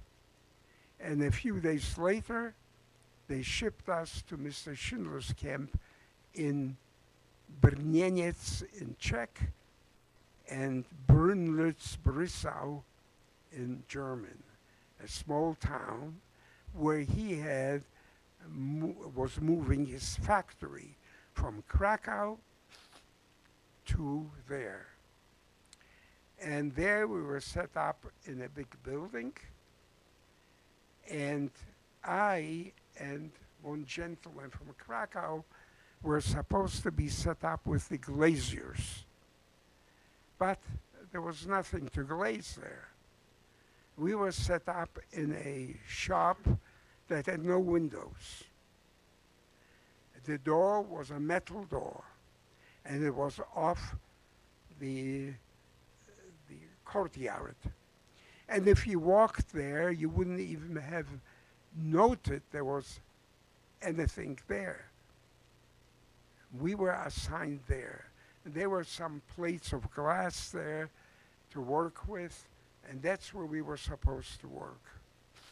In the morning, we stood in line to get breakfast. The breakfast was what is called ersatz coffee. It wasn't coffee. It was brown wheat or some other grain that had been roasted. Everybody wanted to get some of the roasted grains. But there was a long line of us trying to get food, and the guys who were dishing out the food had their friends. So their friends got the grains, and I got the water. So I had brown water. They gave us one small piece of bread, no bigger than this. And I thought that's for breakfast, so I ate it, only to find out that that's supposed to last all day. You didn't get any bread anymore. For lunch, supposedly we stood in line for soup. The soup was beet soup. That was water with beets in it. And again, the guys who were dishing out the soup gave the beets to their friends from the bottom. All I got was maroon water. And I want you to know, when I urinated maroon. Luckily, I knew it wasn't blood. It was maroon, the urine. And that went on for days, like this. Fortunately, Mrs. Schindler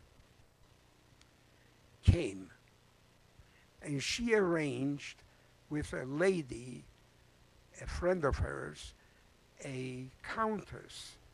Her name was Countess Daubeck, D-A-U-B-E-C-K, a German countess that owned a flour mill. And they arranged to get a little extra flour for us, and soon this little piece of bread grew a little bigger. And we got then from 1/8 of a loaf, a small loaf, to 1/6, and occasionally 1/4. So we had gradually better food. The best food there that I had is I developed a severe toothache. So I went to the dispensary, and there were 2 Jewish dentists there. And while I was there, Mrs. Schindler brought a pot of soup from her home, and I got a bowl of soup. That was the first decent soup I had at Schindler's. I reminded her after the war. When I called her, she was in Argentina, at San Vicente in Argentina, and she was coming to New York to be interviewed by the BBC.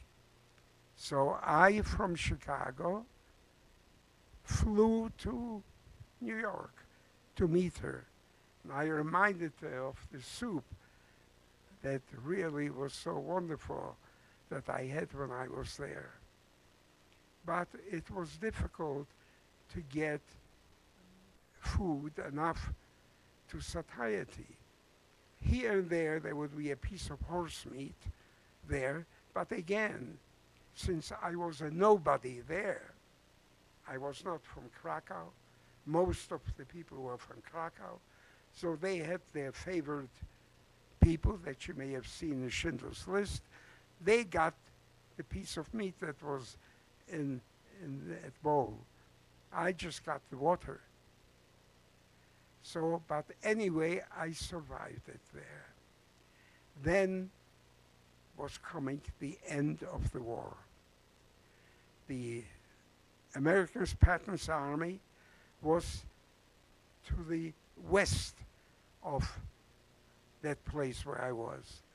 The Soviet army was to the east of us, right in there. The question was, who was going to come into our camp first? The Soviets or the Americans? Mr. Schindler took some of his favorite people, Jewish people, who used to be prominent in the Zionist organization in Krakow and he took them westward. The Germans were scared to death of Soviets. All they wanted to be taken prisoners by Americans because the Americans gave them food and treated them decently. You know.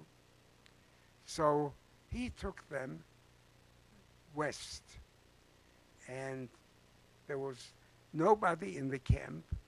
The SS disappeared, except for a few oldsters that remained there from they were called the Volkssturm. The Volkssturm was, when they were losing the war, Goebbels, the propaganda minister, called on all the oldsters to grab weapons and to children to grab weapons because they were still, according to them, able to win the war. It was stupidity itself. The Soviets were in Berlin. You know, the Americans were to the west of Berlin. It was ridiculous. But they thought, and Hitler was dreaming that he still has armies that can fight and so on. So anyway, we were stuck in Brinlitz. The SS disappeared except for some oldsters who were completely harmless. They wondered themselves what they were doing with guns. They wanted to go home. Anyway, so we were in no man's land for a while. And I remember I walked out on the plaza. I wasn't anymore afraid of anything. And all of a sudden, I see some uniformed people along the perimeter of the camp marching. And I thought those were probably our liberators. It wasn't. All of a sudden, we are being machine gunned. And I didn't know what it was. I dropped to the ground. I wasn't hit. Some people were hit. These were actually Ukrainian volunteers that fought with the German army. And they didn't want to be taken by the Russians because that would have been the end of them. And as they were marching by, they shot at us. Anyway, I survived that. And then, about a day later, a young Russian soldier on a horse marches into the camp. And people start surrounding him, and he is actually a Soviet soldier. And we knew that we are now free. Then a general came, a Soviet general. He wanted us to write a letter to Stalin, thanking him for it and all that sort of stuff. And to make a long story short, I didn't go to the West. I made my way back home. I didn't know where to go, but I wanted to find out whether anyone by miracle survived and who. So I made my way. It was almost impossible to get home because the bridges were all bombed out, trains weren't going, but one way or another, I managed to get back to my hometown outside, not in my town because the railroad station was bombed. There was no way to get into town. So in a village, I got off and I worked my way back, and I found out there was no one alive, but there was one lady with a little daughter that was alive and two sisters, all of whom were hidden during the war, and they told me their story. And that lady with the child allowed me to stay there, and I stayed there. And she made a living by selling wet Hungarian cigarettes to the taverns there. So I took over the job. I went to sell 2 cigarettes here, 3, and they give her the money, and I stayed with her.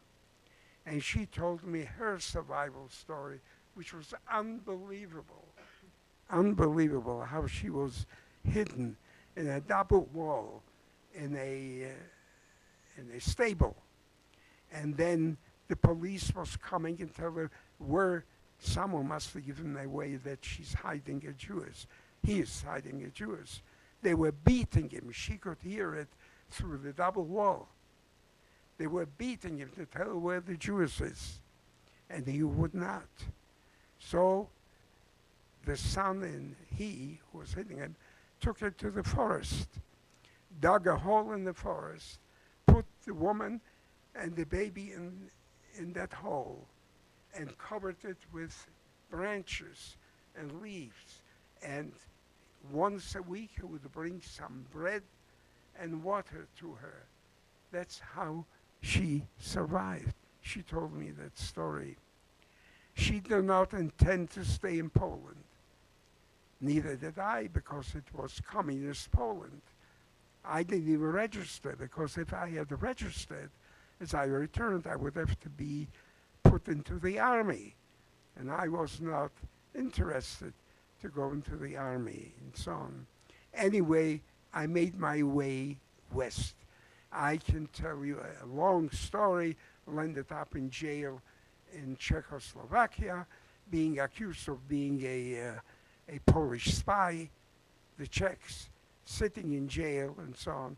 I got out of there, and we managed to eventually get to the west, to Bavaria. And I went to a displaced person camp with an uncle of mine who survived in Buchenwald, and he was liberated by Patton's army, and there they got all kinds of goodies, care packages, cigarettes, American cigarettes, and all kinds of conserved salami, coffee, all kinds that you couldn't get in Poland. You could have bought a house with a package of cigarettes, of American cigarettes, almost. And he came to look for relatives and didn't find any. So he found me, and he told me, "You're not going to stay here. You're going to go back to the American zone. That's where they have all kinds of charitable organizations.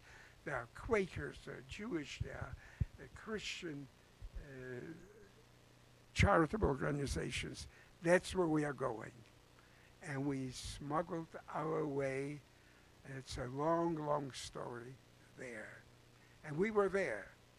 And there we were getting every day a nice breakfast, lunch, dinner. There, for the first time, I tasted ketchup. And I loved ketchup because I dipped my bread in ketchup, and I thought, well, I think that man who invented ketchup ought to get the Nobel Prize. But the food was very good, but I now sobered up. I was free. Now, what am I going to do? Am I going to be a glazier?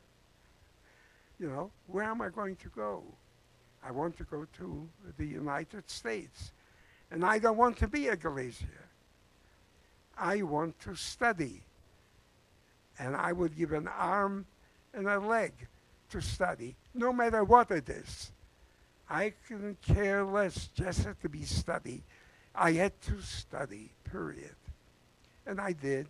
Eventually, when the medical school opened, before it opened, I was going to architectural school to be an architect. I know as much about architecture as you know flying jets. You know, but anything that's an education, I would have taken and wanted. Eventually, I got to medical school.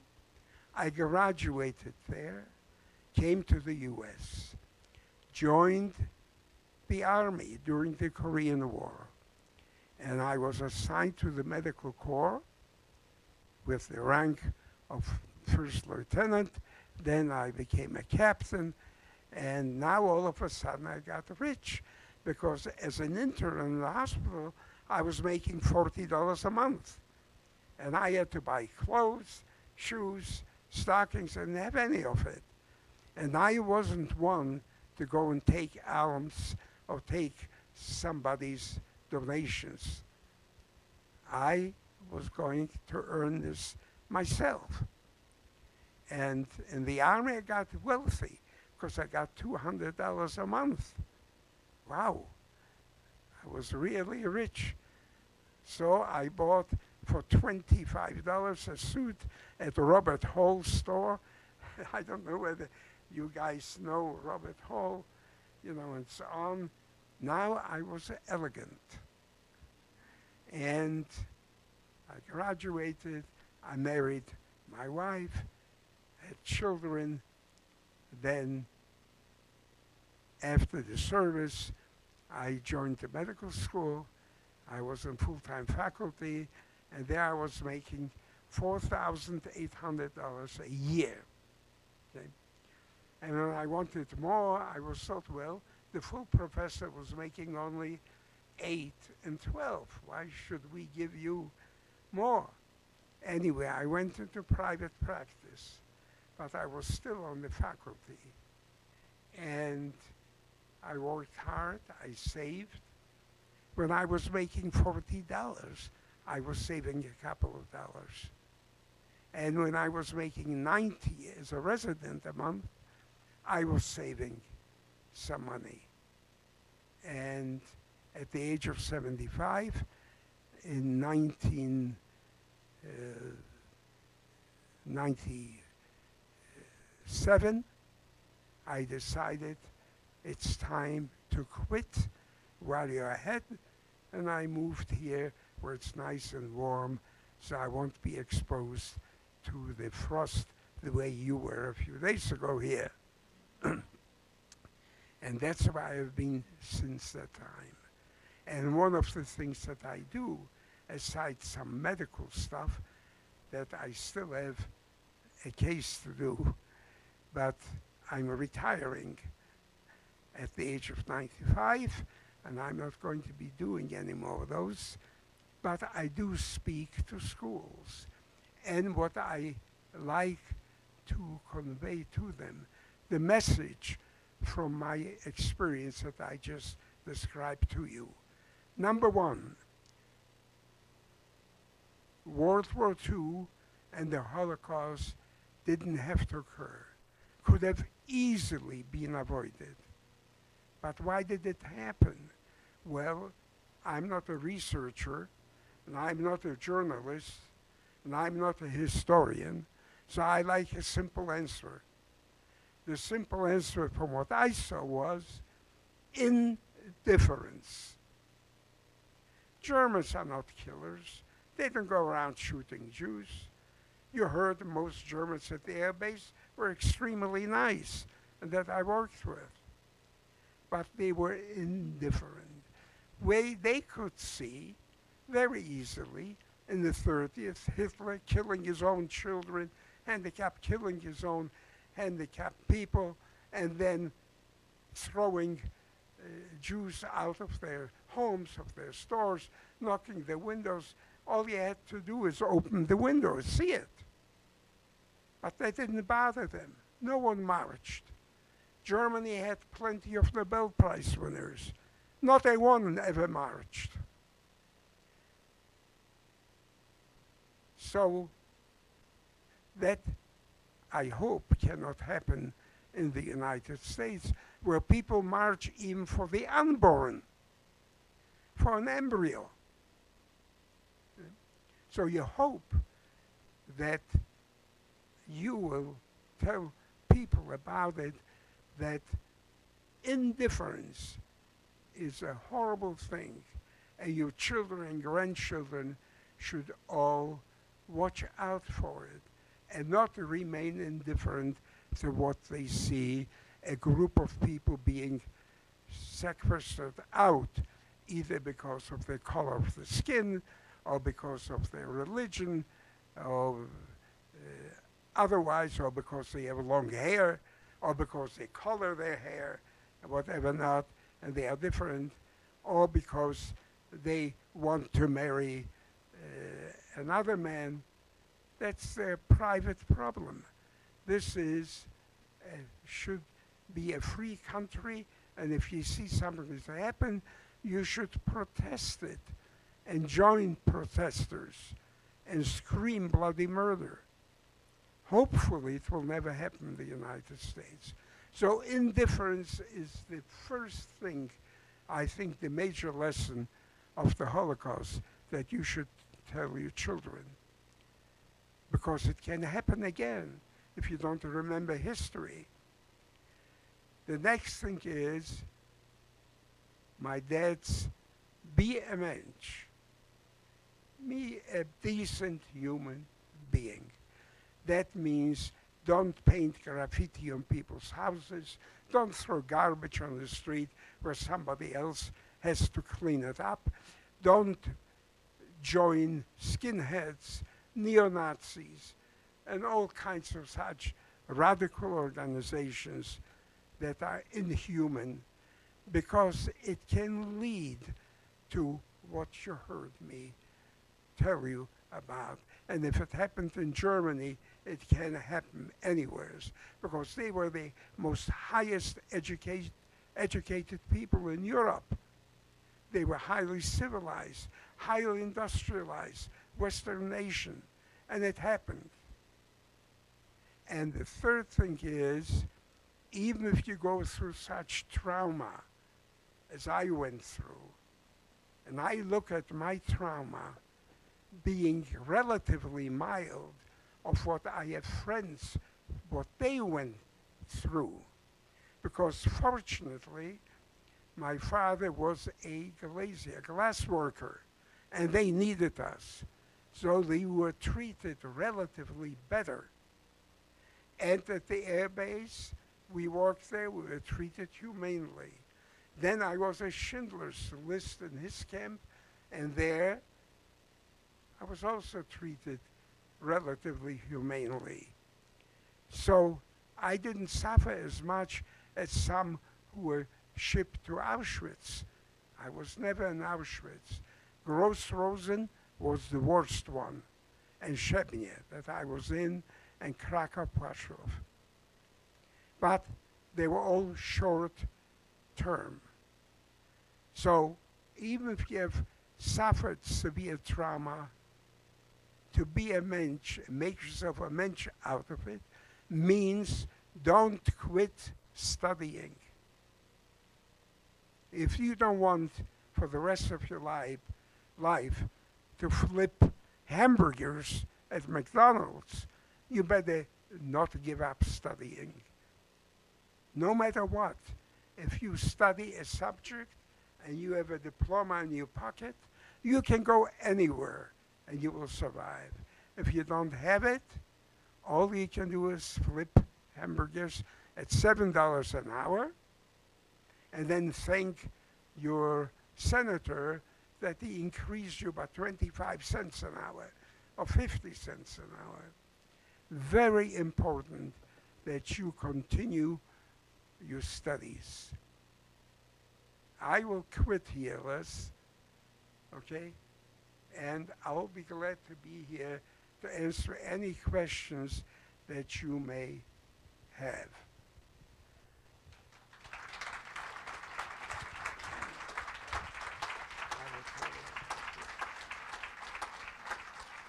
Are there any questions?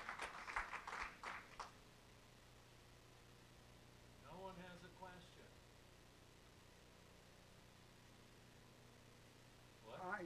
I find usually that it needs the first individual to ask the question. Then the questions pour out.